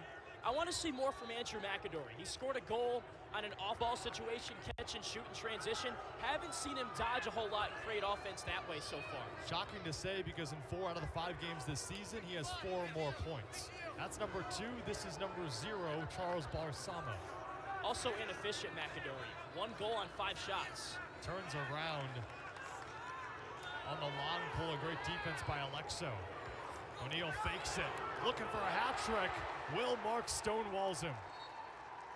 Shot looked telegraphed from Brennan O'Neal, went high to low in the near post. Well, if you're a defender, you got to telegraph that move, the little hitch, stop and go. He does that every time he touches the ball with his left hand. He wants to get it and keep it in that left and then get some space for a shot. Syracuse 2 players with a hat trick. Duke, the only player with more than 1 goal, is Brennan O'Neal. 5 different goal scorers. Denenza putting the body work into his defender. Good slide. And it forces a possible turnover. McAdory tracks it down. It checks by Kakemo. He's trapped. Now Ledman free. 15 to shoot. He wants it low to high. I want to talk about a flamethrower. That had some heat behind it. Duke within 3. Wow. How about the composure of Andrew McAdory? Bottled up in the corner, nowhere to go, finds Garrett Ledman. He runs in, Duke with some numbers in that situation. Low to high steamer over the left shoulder of Mark, while taking contact as well from Landon Clary. Tell you something about Ledman, he's a smart guy too. Checked his LinkedIn and guess what he posted as of January of 2023. He is an incoming blockchain and digital assets analyst. What is that? I don't know, but he has some heat behind his shot. Someone wants to figure out what that is. I mean, feel free. It sounds like cryptocurrency. Turnover on Duke. What we do know is he can score goals on the lacrosse field. Right, he has 2 today. Bad turnover there, though, as well. O'Neal just setting up shop, trying to set up the 6-on-6. Didn't catch the pass. And Duke's coach Danowski is willing to have Jake Naso run in transition after winning a face-off.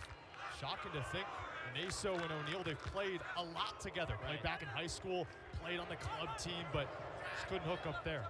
Pass was off the head of the stick as well, and that happens sometimes. You don't see it all the way through. Good give and go. Trying to go low, it's stopped in the crease. Looks like Burt Whistle. Turned around, missed low. It's a good save. Seen Burt Whistle do a lot of that. Catch with the left, switch to the right. This time William Helm with the stop. Duke full head of steam. O'Neal. Good roll dodge, but Syracuse switches in great fashion. You put Kakemo on him, then switch him with Landon Clary. Just seems like Syracuse more succinct defensively. Oh, another one! Is the counter up to 10? It's definitely in double figures. And friends still texting. Owen Caputo joins the pipe party. That's what it's been. And if those go in, Duke's up 17 to 10. Yeah, I mean, even give them like 4 of them. They've got the lead. McAdory, time for that question mark dodge. Throws it to X, Schelling. One-on-one with Murphy, on a shorty. Gotta say, Sam Alexo's done a great job on McAdory today. In his first game at close defense, it's much different than playing LSM. It's different angles. Big shot by Mark, but wide open net. Oh, O'Neal missed it. And Syracuse possession. That might be the best player in college lacrosse, and Brennan O'Neal simply just missed the net. So I heard Paul Carcaterra talk about this last week on the broadcast, how Mark escapes the cage to go help. He doesn't like that. It left the goal wide open. That's what you want if you're Duke and Brennan O'Neal. The ball found its way to him, and the guy that entered this weekend leading the nation in points just missed the net completely. Maybe he was aiming for that post. Right. Or tried to avoid it too much. Right. Mental thing. He had his 23rd career hat trick right in his face. And let's not forget about Carter Rice winning the race to that sideline as well to win the possession. Leo's been quiet, the freshman wearing 7. Hiltz loses it. A double on the goalie, Helm. Duke wants to move.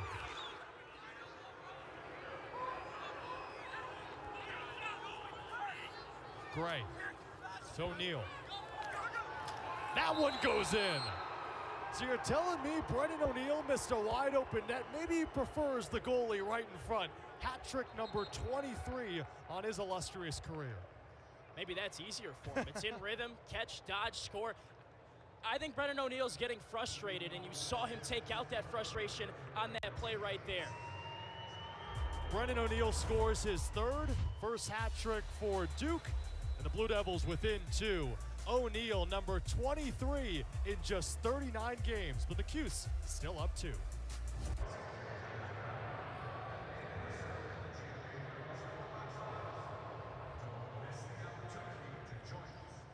What a showing in the Dome. Syracuse leads Duke 10-8, and you're looking at the future of Syracuse lacrosse, right, John?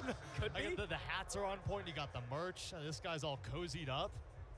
Is he maybe confused? I think we're confused how 10 posts have been hit. Wait, that's my mom and my girlfriend. What's happening? my mom's first ever lacrosse game, the second time she's been in the JMA Dome.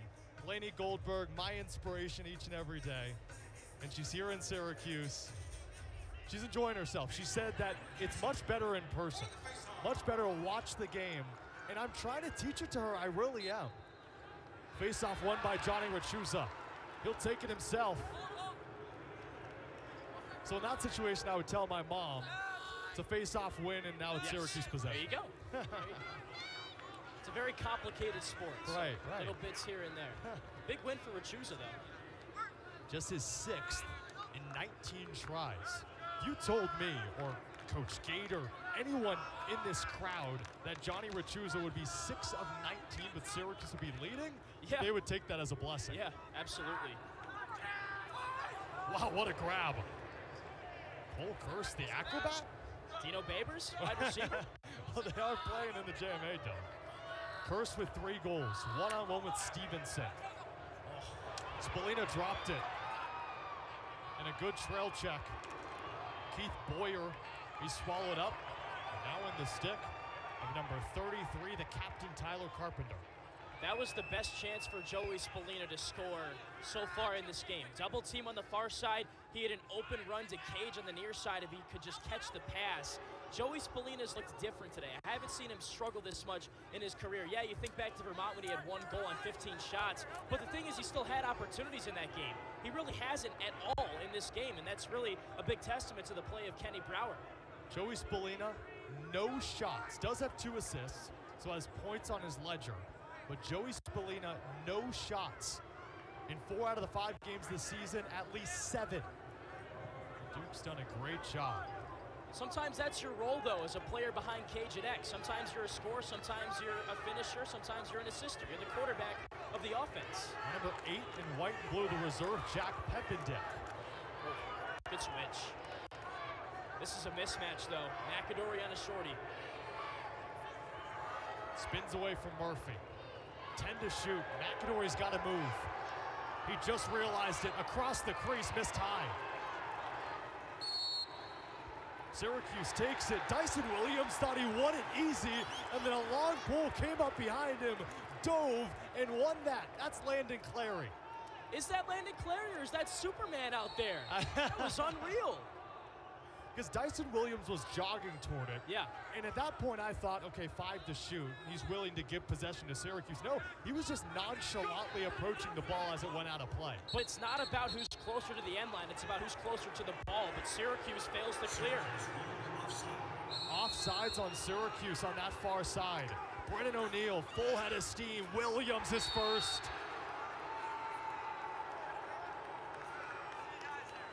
Goal number 20 for Dyson Williams. Duke within 1 off a costly mistake by Syracuse. Costly chaos. Costly turnover leads to chaos, I should say. O'Neill catches the pass. Assembly line up ahead to Dyson Williams. That's what he does so well. Catch and shoot finish. That's actually his first goal of the game, Cam. Really the first impact that he's had in this game for this team, and it comes off of a Syracuse self-inflicted wound. Dyson Williams, the captain.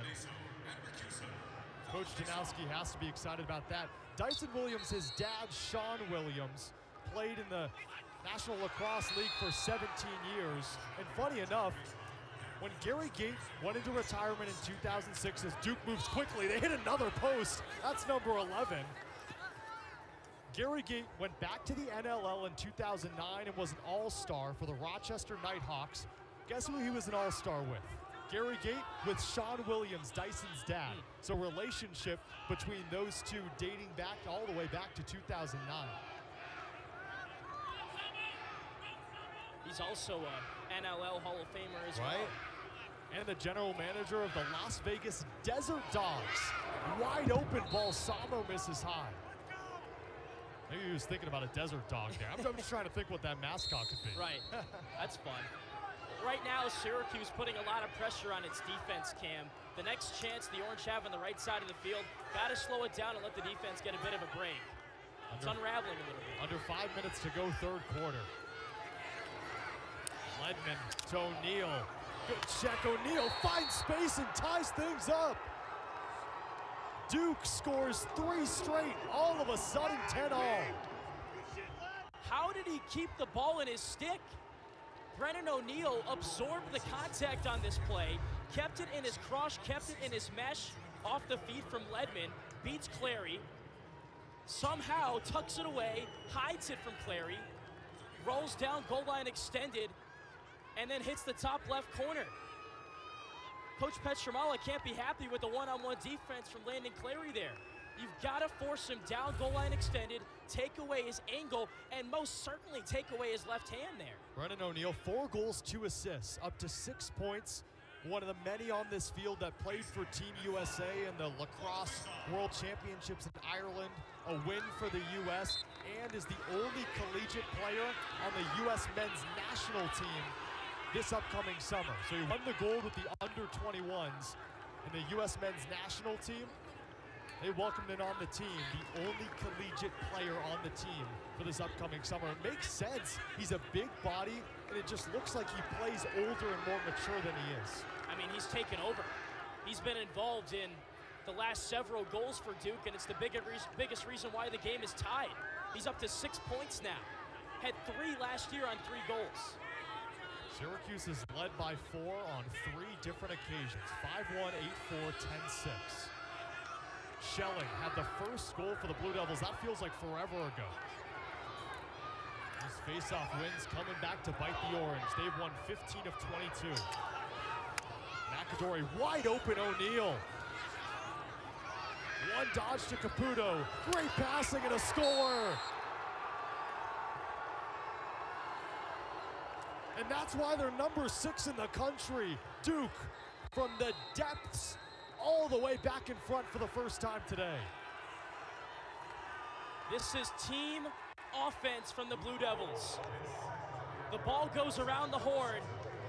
It doesn't sit in anybody's stick for longer than a couple of seconds. O'Neill to the near side, Owen Caputo, one more on goal line extended to Thomas Schelling of all people, who creeps up from behind goal, catches, and scores. Would have thought that was Dyson Williams, because that's how he loves to get involved. This time it's not 5-1, it's 3-1, and it's a byproduct of the ball movement from the Blue Devils in the exterior. Duke inverts the offense, and it works to perfection. 11-10 Blue Devils. Syracuse had a 4-goal lead, and Coach Danowski has gotten his squad all the way back. And it started with the face-offs, John. 15 of 22 for Jake Naso over Johnny Rachuza. It's finally rearing its head on the Orange. Yeah, because Duke is simply getting the ball, they're getting the possessions, and they're continuously getting opportunities against this Syracuse defense. And what Coach Petramala, Coach Gate told us heading into this game is that the biggest problem with this team is they have that point in the game where there's lapses, where they allow the other team to go on a run. That's what Duke is doing right now. They're continually winning the faceoffs, getting more offensive chances, and just attacking this Syracuse defense and forcing them to play full possessions time after time again. And it's led to a plethora of runs. Duke once down by 4, all the way back. And really it was because of Brennan O'Neill just simply taking over, scoring, then passing to Dyson Williams. Then it's O'Neill again with a face dodge and a score, and then one more behind to Thomas Schelling. All of that is ball movement, it's team offense, and it's Duke moving quicker than Syracuse can set up defensively. Brennan O'Neill, quite the player. He's done so much in his career, and he's just a junior. 98 points as an 8th grader, was also an outside linebacker in high school. As an 8th grader, you knew, okay, this guy's something special, right? He has to be. #1 ranked player in the class a couple years ago. Had a hat trick against Syracuse last year. It gave him 100 points on his career. And Duke, his Blue Devils up by 1. Duke wins another faceoff, but Syracuse right there to get it back. Carter Rice and Syracuse need this one, don't they? Stepped out of play. Yeah. I mean, you got the check, you gain possession, then you throw it to the sideline. Got to settle down. Take a deep breath if you're Syracuse. Just had the timeout. You got to use that to your advantage. On the other side, Duke, Brennan O'Neill's not in the game right now, Cam. I think he may have been shaken up after that last possession, or maybe he's just catching his breath on the bench. So, someone else you got to go to here. Replaced by Jack Pappendick, true freshman. True freshman with a lot of prowess, top 60 recruit. McKenzie. It found a Syracuse player in the mesh. Duke finds it. The Blue Devils have erupted here in this third quarter, outscoring Syracuse 5-2. McAdory. Schelling just scored the leading goal. McAdory, sidewinder, off the bounce, it stopped. Gotta get a GB. Oh, big shot! It's legal. What a massive hit. Syracuse needed it, they got it. That's Sam Alexo, and that's his hockey background showing up right there. Not going for the ball on the GB, instead taking man, and Syracuse cleans it up. Some helmet contact there. The official put his arm down maybe to grab a flag. Didn't do it though. Returned to his natural LSM role after his freshman season, playing close defense today. Now you need to turn that into offense if you're Syracuse. Finn Thompson, the coaching staff, these fans want a penalty. They don't get it. Great defense by Will Frizzoli. Thompson loses it. Duke causes a turnover, and that's number 11 on Syracuse.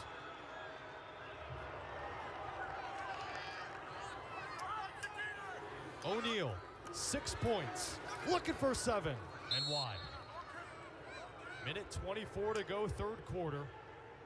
Duke up 11-10. And they've got all the momentum right now. On the offensive side, just continuing to pour shots on Will Mark. And then defensively, they've had so much time to slow down, reset, take a breath, that when Syracuse has the ball, they can play pressure defense everywhere on the field. Ledman, awkward angle, and it bounced into the crease and out. Duke wins a lackluster chase. Denenza there. That's Duke's 48th shot to Syracuse's 18. Duke has taken 30 more shots than SU. Good spin, finds a teammate, Denenza cashes in. Duke is erupting. The third quarter theirs. The Blue Devils up 2. And it's all set up by Charles Balsamo. The true freshman puts his defender on the ground, switches back to his right. The Orange lost in the middle, late slide, Aiden Denenza. Bang, bang, right on the mouth of the crease. Nothing you could do there if you're Will Mark. 6 straight goals for Duke. After SU entered the halftime break up 8-6, they scored 2 to start the third quarter, go up 10-6. All these Duke fans can do is smile, right? That's Aiden Denenza's dad.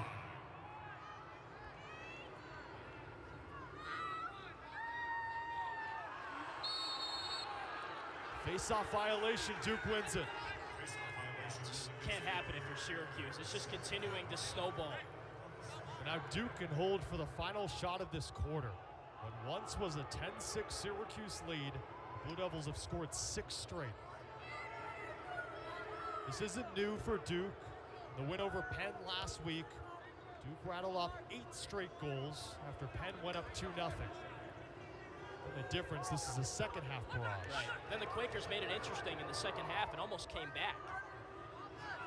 Ended up being a Duke win, 14-12. And for Syracuse, Coach Gate pleading, we need to play a full 60 minutes. This isn't a part of that. 6 seconds, 5. Caputo needs something to work out. BTB, it's stopped down. Will Mark blocks away a BTB shot by Thomas Schelling. But Duke, a flurry to finish the quarter. 6 straight goals, and Syracuse falls victim to a Duke barrage. The Blue Devils continue to fire shots on goal, and Syracuse struggling defensively. Big fourth quarter coming up after the break.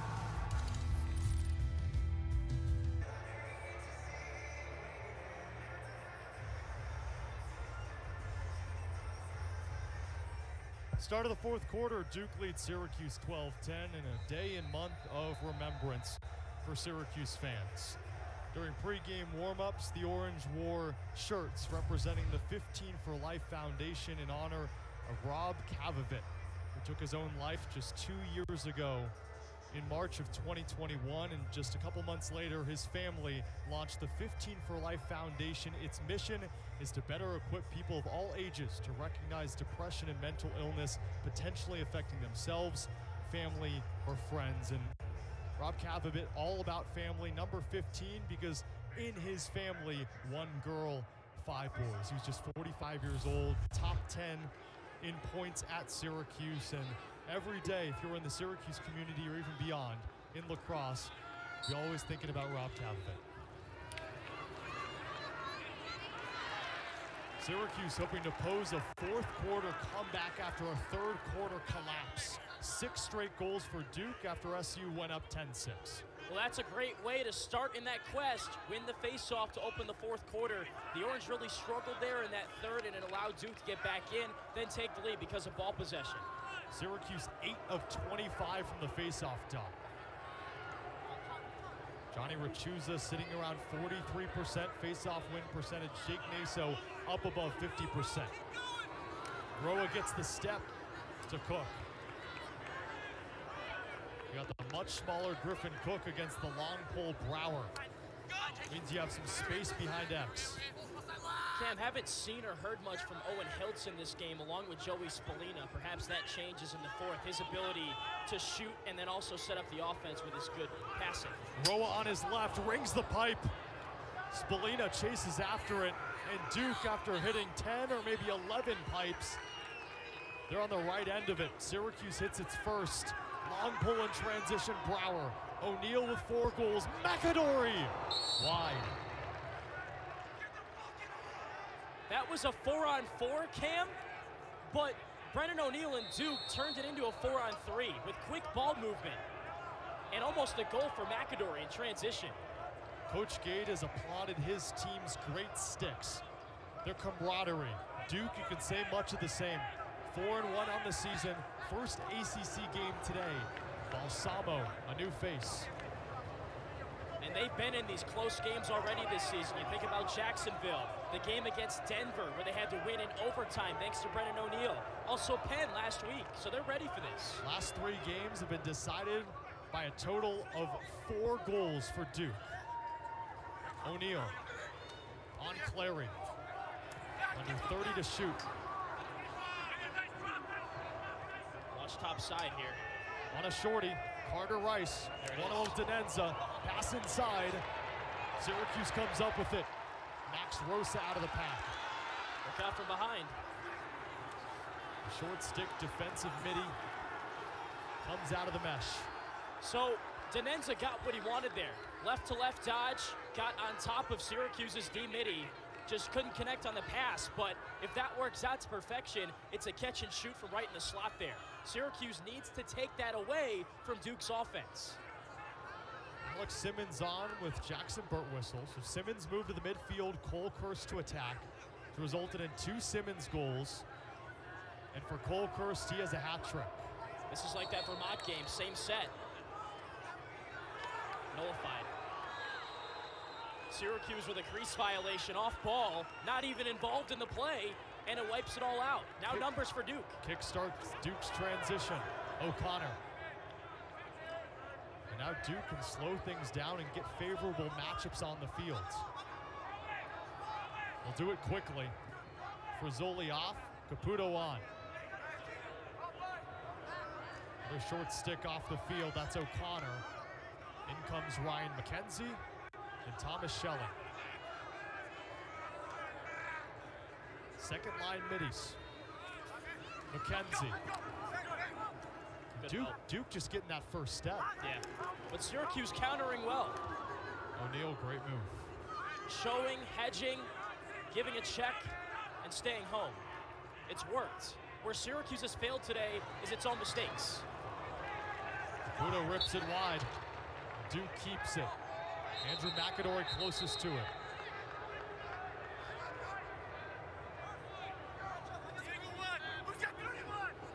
Cam, you can kind of just feel how bad Syracuse wants this game. So many close ones last year. You think about North Carolina, they lost by 1 on the road. Cornell in this building, lost in overtime. they've been close to pulling that big upset like Duke last year. And this is another situation. Can they seize it? That's the question. O'Neal off the post again.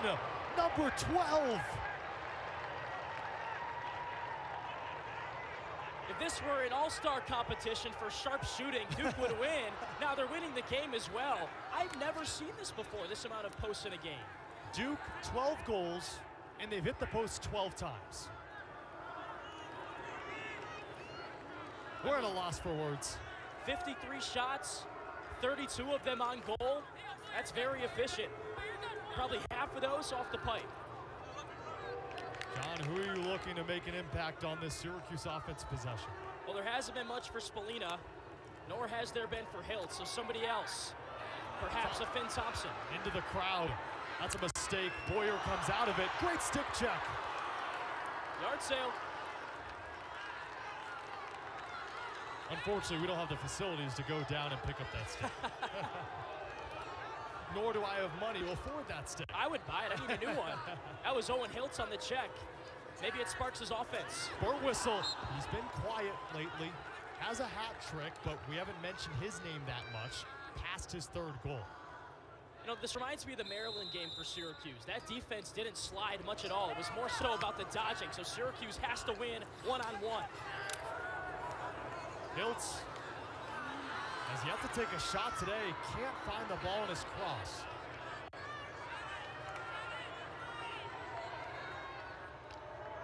Trying to set up a two-man game with Simmons and Thompson. Here it is. Big shot by Gray. Hiltz, sidewinder, no. 35 to shoot for Syracuse. The Orange in a scoring drought. They've allowed 6 straight. Can Spallina do something one-on-one? He does! Incredible! And just when they needed him, Joey Spallina delivers. 1-goal game. His first shot of the game. Quiet. Not even a peep from Joey Spallina until now. Gets his defender one-on-one. That's Kenny Brower. He's had his lunch money all day, but Spallina keeps his shoulder free, sets up his right hand, clears out some space, and finds the 5-hole of William Helm. How about that from the freshman? The resiliency. And you're talking about one-on-one with an All-ACC player last season, an All-American third-teamer last season, and Joey Spallina, he's going to have his name on those lists soon. Spallina up to 16 goals on the season. And that breaks up a Duke 6-0 run. Just talked about it. Against Maryland, that defense was going to force Syracuse to beat them one-on-one. You want to score on us? All right, go up against our best defenders and make a play. That's what Spallina did right there. Might be the biggest face-off of the game. Naso wins it. How clutch has Jake Naso been? Nothing new for Naso. I got something for you. In Naso's career, 64% in games decided by 2 or fewer goals. Probably going to be one of those today. Entered the game leading the nation with 81 face-off wins. Second in face-off percentage amongst players with a minimum of 100 face-offs taken. He has been dominant. That might be an understatement. 18 of 26. Also chasing 600 career face-off wins. And if he does that, he's about 40 away or so at this point. Second Blue Devil ever to accomplish that feat. Hasn't he been special? And Yeah. Coach Gates stressed that to us earlier in the week. There's no relaxation for Johnny Rachusa. You face stud after stud after stud. Look out here, numbers. Balsamo streaking. On his left, Ledman low. Mark a big time stop. The rebound is pure. Dyson Williams is second. Duke back up 2. Referees confirm it's a goal.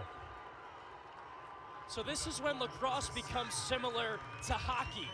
And that should be nothing different for Williams because he has that Canadian background.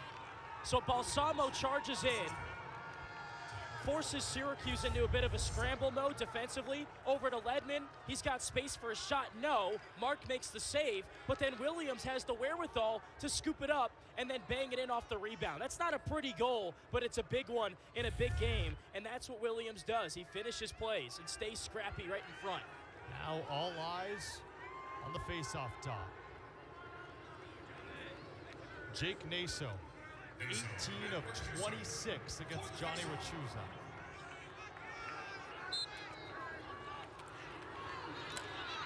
Naso again. Make it 19 of 27. Pure dominance. And I'll rehash my point. Entering this game, 46 wins on 72 attempts, 64% in games decided by 2 or fewer goals. When you need a face-off win, Jake Naso steps up and gets you that face-off win. How about that third quarter? Duke outscored Syracuse 6-2. They won 7 of the 9 face-offs. Much of the same here in the fourth. It's not rocket science. You got the ball, you're going to score. Schelling. To O'Neal. 4 goals for the junior. McKenzie, Mark there. Lamarck's doing everything he can.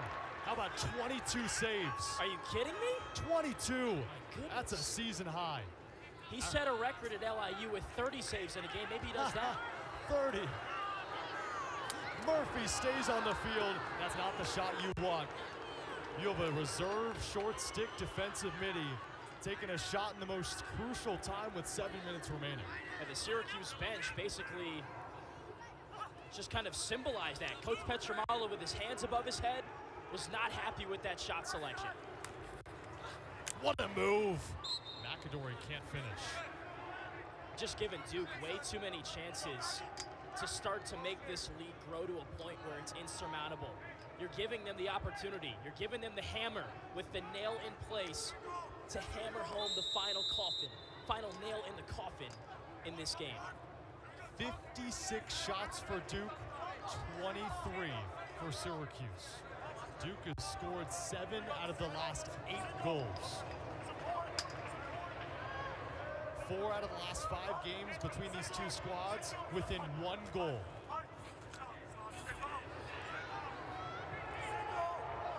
.30 to shoot.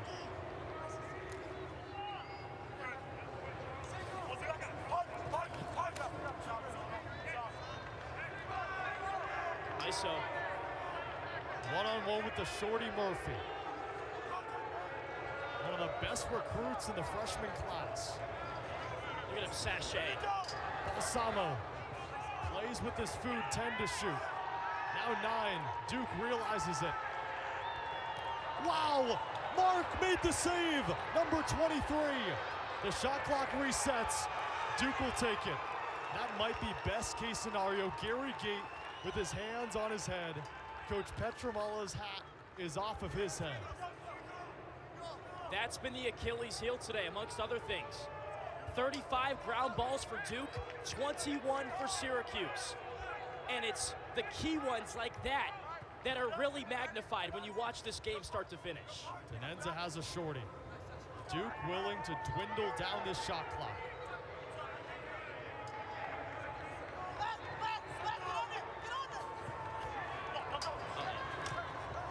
McAdory high. Uh-oh is right. Duke's getting that first step. 20 to shoot.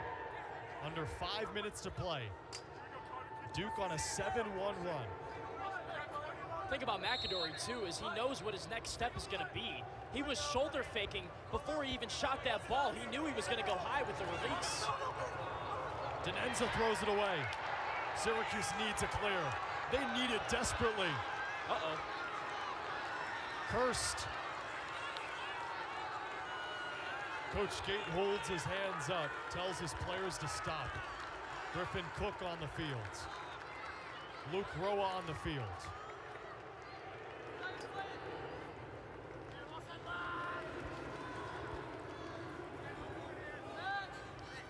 First line middies on for the Cuse. And Luke Roa joins them. Same with Cook. Ooh. Leo's been quiet. Big shot by Gray. Quick spin, sidewinder, no. Spallina tracks it down. How about Jack Gray, the 6'1 sophomore? He's a heck of an athlete. Former big-time recruit. And he can also run 21 miles per hour. That's what they tracked him at in the Denver game. Yeah. Can you believe that? I can stand for 21 minutes. Spallina. BTB, no. That looked eerily similar to the shot he made against Maryland. 14 to shoot. Cuse needs to work quick. Roa. Great save. Hiltz grabs it. Should be a shot clock reset. There it is. Reset back to 80. Now 60. So it goes back to 60. Pat March is livid on the sideline. You can't see him on the screen. Making the reset. Hey, I'd be too. Yeah. The offense was in some kind of motion, and the defense on Duke, they had an opportunity to rest a little bit. It looked winded. Right. No, those are really dangerous points in a lacrosse game, and everything's kind of out of control, and there's a lot of energy, a lot of talking going on, and instead they stop play. Changes a lot. Roa. With how possessions have gone, Syracuse, they might need a goal here. Not the shot you want. That's a freshman just trying to make a play in Luke Roa, which you like, but not necessarily when it's a 2-goal game against the number 6 team in the country and 3 minutes to go. Duke's defense has stifled. Kirst, wide open, scores! Number 4 for Kirst, the Orange within 1. He will not be denied. If Cole Kirst wants to score, he will score. 1-on-1 near sideline. 6'2", 210 pounds, runs right by Stevenson and flings it in. Syracuse within 1, 3 minutes to go.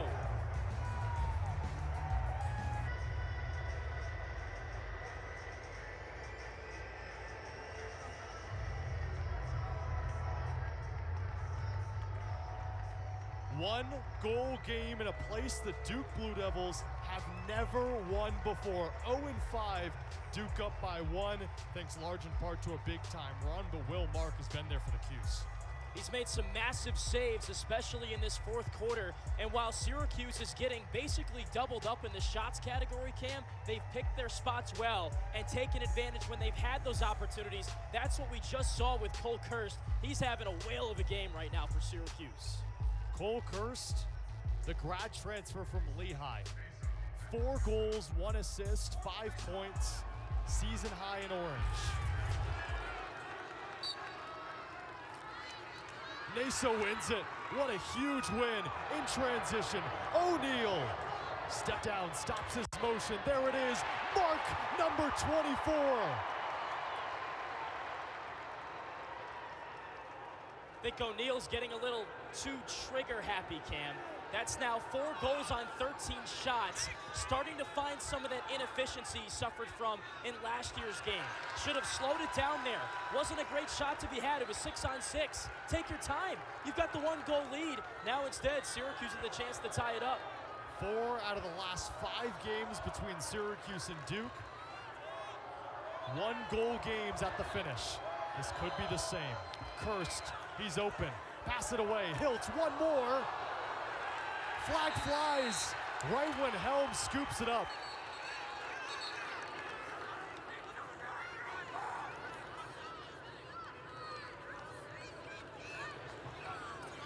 Max Rosa down for Syracuse. Actually, Alex Simmons gets up under his own power. This is a big call here, Cam. That could be contact to the head, which would result in a 1-minute non-releasable penalty. So if Syracuse were to score, they would continue to have opportunities on a 6-on-5 situation should they win the ensuing faceoff. Let's see what the call is, though.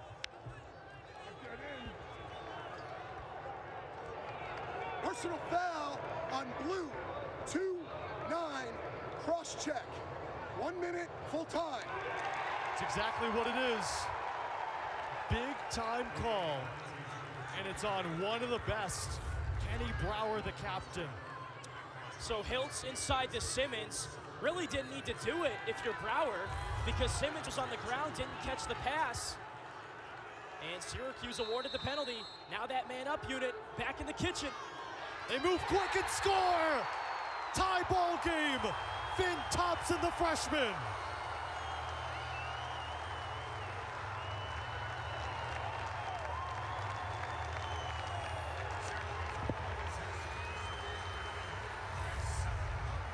What they cook up?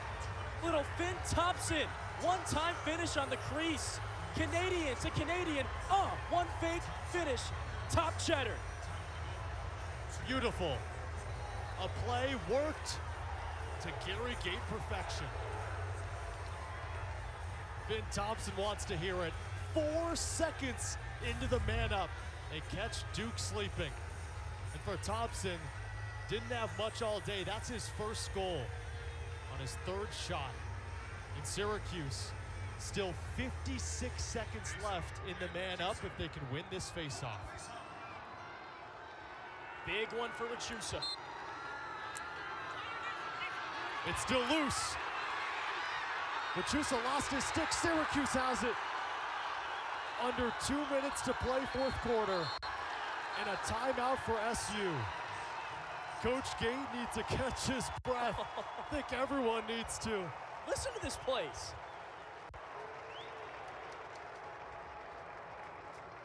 Tie game, 13-all.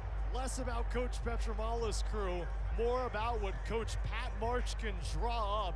And how about his stud today, Cole Kirst. Rachusa won that faceoff, but Syracuse would be nowhere without Kirst's 4 goals. Swapped from midfield to attack, and this is why. It's his one-on-one ability to dodge and create, using his big body, shooting, beating guys one-on-one, getting top side on some of the best defenders in the ACC. The will to score from Cole Kirst. If he wants it, he's going to get it, and there is nothing you can do about it. What a day for Cole Kirst. 4 goals, 1 assist. He deserves all the water he can get. Yeah, he needs it. He wants it so bad. You can just see it in his eyes. He's got that killer instinct. And right now, he's just on a different planet. If he touches the ball, he wants to make a play. And he's not going to be denied either. He's going to roll right through you, get to the cup, and put it in. Says one day he wants to host Sports Center after his performance. He should be the next guest on Sports Center. What a day for Kirst. Joey Spallina entered the contest with 15 goals to lead the team. Jackson Burtwistle with 10. He has a hat trick. But none more of an impact than Cole Kirst. Tie game. 46 seconds left on the man up. Syracuse scored 4 seconds into that non-releasable man up. Rachusa wins the faceoff. And now Cuse, the best man up offense in the nation, has a chance here to take the lead. Won that face-off, too. Used the numbers game to their advantage, 3-on-2 to set this up. Minute spread out, too. Minute 45 on the clock, 65 seconds on the shot clock, 40 seconds between those two. Who is the hero? Trying to go inside. Spallina low, Hiltz! What a stop! It's still free!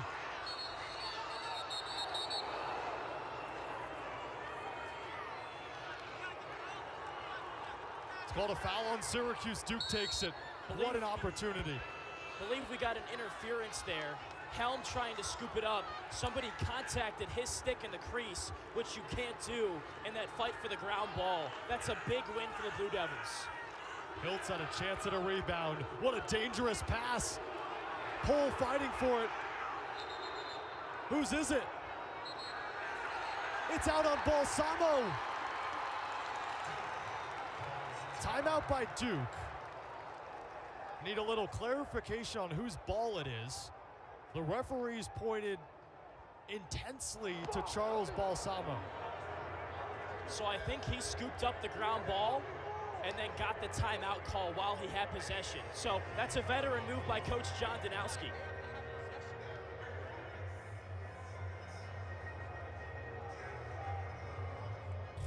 One more time.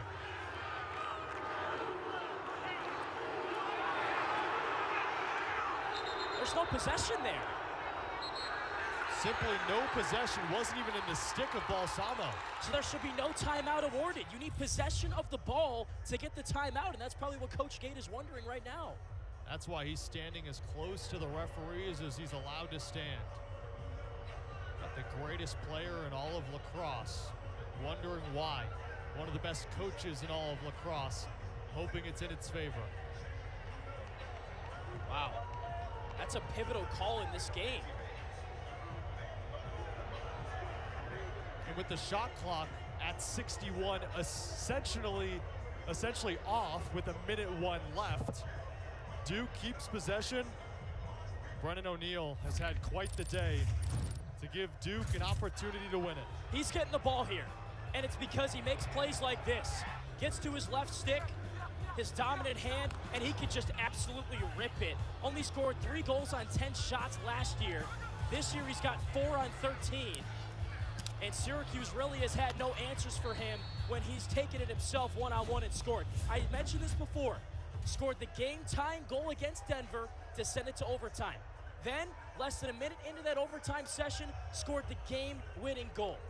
If it's Duke possession here, which I believe it is after that timeout call, 3-4 is touching the ball, and he wants to make the play to win the game right now. Brennan O'Neill, one of the best the game's ever seen, and he's still a junior. 61 on the shot clock, 101 on the game clock. Those two evenly matched. Duke can hold for the final shot and possibly the game winner. Again, 4 out of the last 5 meetings, 7 out of the last 11 between these two squads ended in a 1-goal game. This is looking like it'll end the same.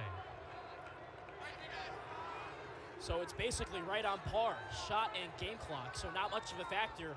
Duke can hold for the last opportunity. This is just like the 2021 matchup when Mike Adler had to make a clutch save right at the end of the game.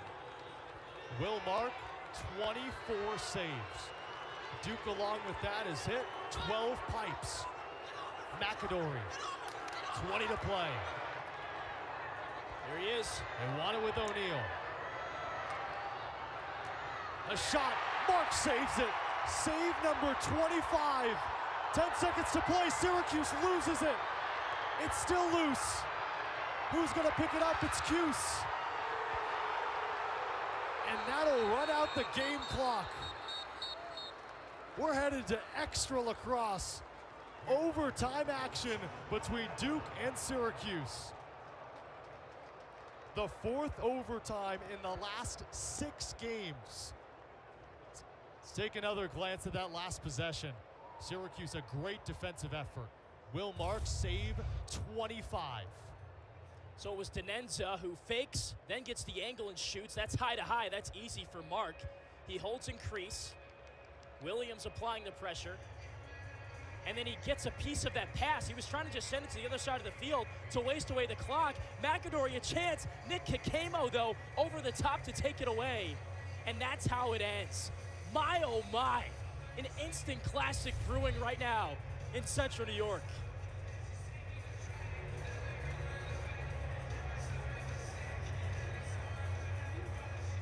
Duke 4-1, number 6 in the country. Syracuse 3-2, right on the edge of the rankings.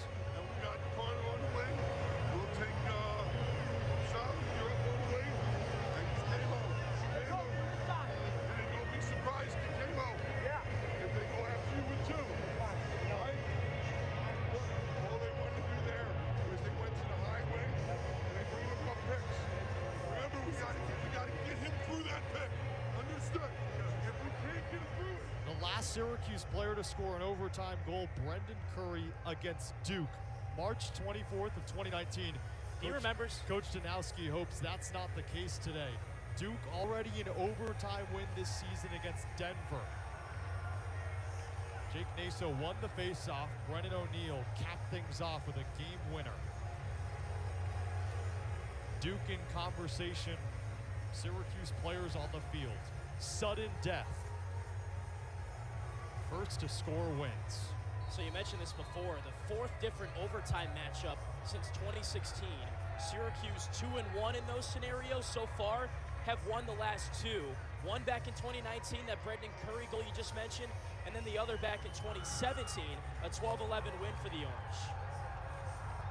Here are the overtime rules in college lacrosse. Sudden victory, first to score wins, 4-minute periods until a team scores, 2-minute intermissions between the periods if we need it, and each team has one timeout. The biggest face-off of the day. Jake Naso for Duke has won 20 of 29. Whistle blows, face-off violation. Duke takes it. Brennan O'Neill, 4 goals, 2 assists, already has an OT winner this season. If Duke scores, this game's over, and Duke wins in the Dome for the first time ever. Getting that first possession is critical too. That's what Duke did in the win over Denver. Had the first opportunity and won on it. Balsamo, the freshman's been electric behind cage.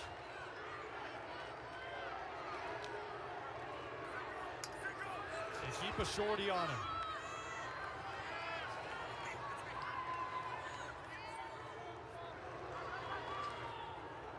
Andrew McAdory.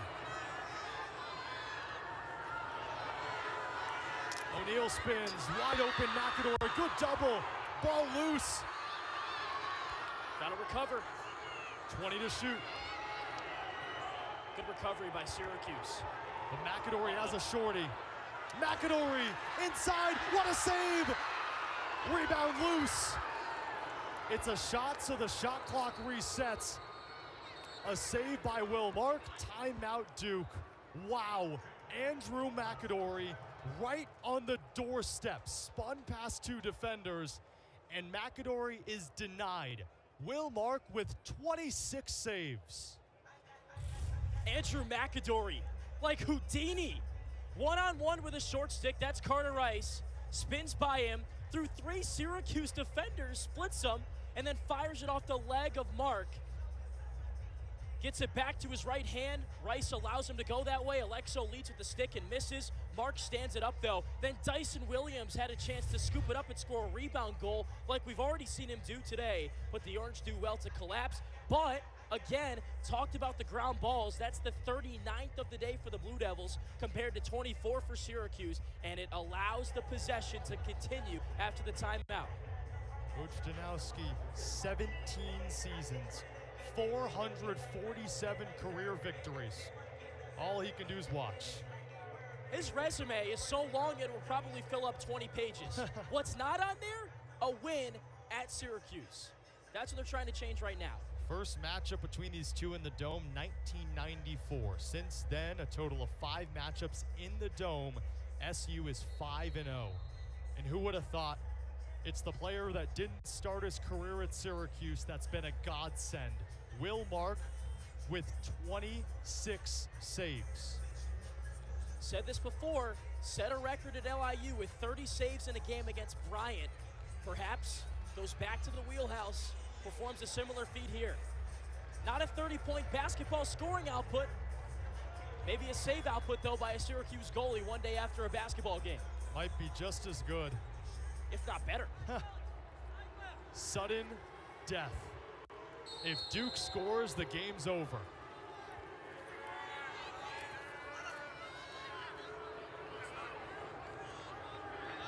First line middies on.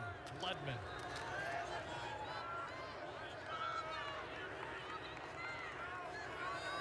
Shakes up a shorty. One-on-one with the shorty. It's Caputo and Rice. The shot, another save! 27! Syracuse needs a clear. They need a clear bad. Carter Rice does it. Now take a breath if you're Syracuse. Make your subs. 2 minutes to go. Get a good possession. Back to Will Mark. This has long been outdone. 20 or more saves to last Syracuse goalie to do that. Drake Porter against Vermont in March of 2021. Will Mark, 27 today. Kirst, 4 goals. Still 40 to shoot for the Orange. Great save made on that low shot by Roa. Might have been out of desperation. Duke needs a clear and they got it. Got to get back. Stevenson, O'Neal. Duke wins the chase. Syracuse had its chance. Now the Orange have to reset. Cole Kirsten, Owen Hiltz were playing defense there. Got to get back in the hole. McAdory moves quickly. Minute 10 to go in this sudden victory overtime. First to score wins. Under 60 on the shot clock. 7 seconds separate game and shot clock. Balsamo. The freshman wins it! Duke, its first ever victory in the Dome. 14-13 the final.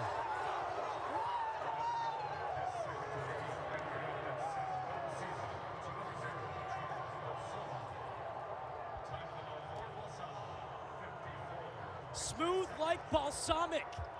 The topping you put on your salad. Charles Balsamo finishes it off for Duke. A game separated from not scoring a single goal on 2 shots against Penn. The biggest play of the game. Balsamo buries it and gets Duke its first ever win in the Salt City.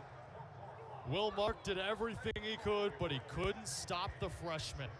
First ever win at Syracuse, and Duke puts last year's loss beside them. The 6th ranked team in the country takes it in overtime in a thriller, 14-13 over the 20th ranked Orange. What a game we had on this Sunday evening. Syracuse and Duke in a nail biter. It started with the save, and it ended with the winner of a goal.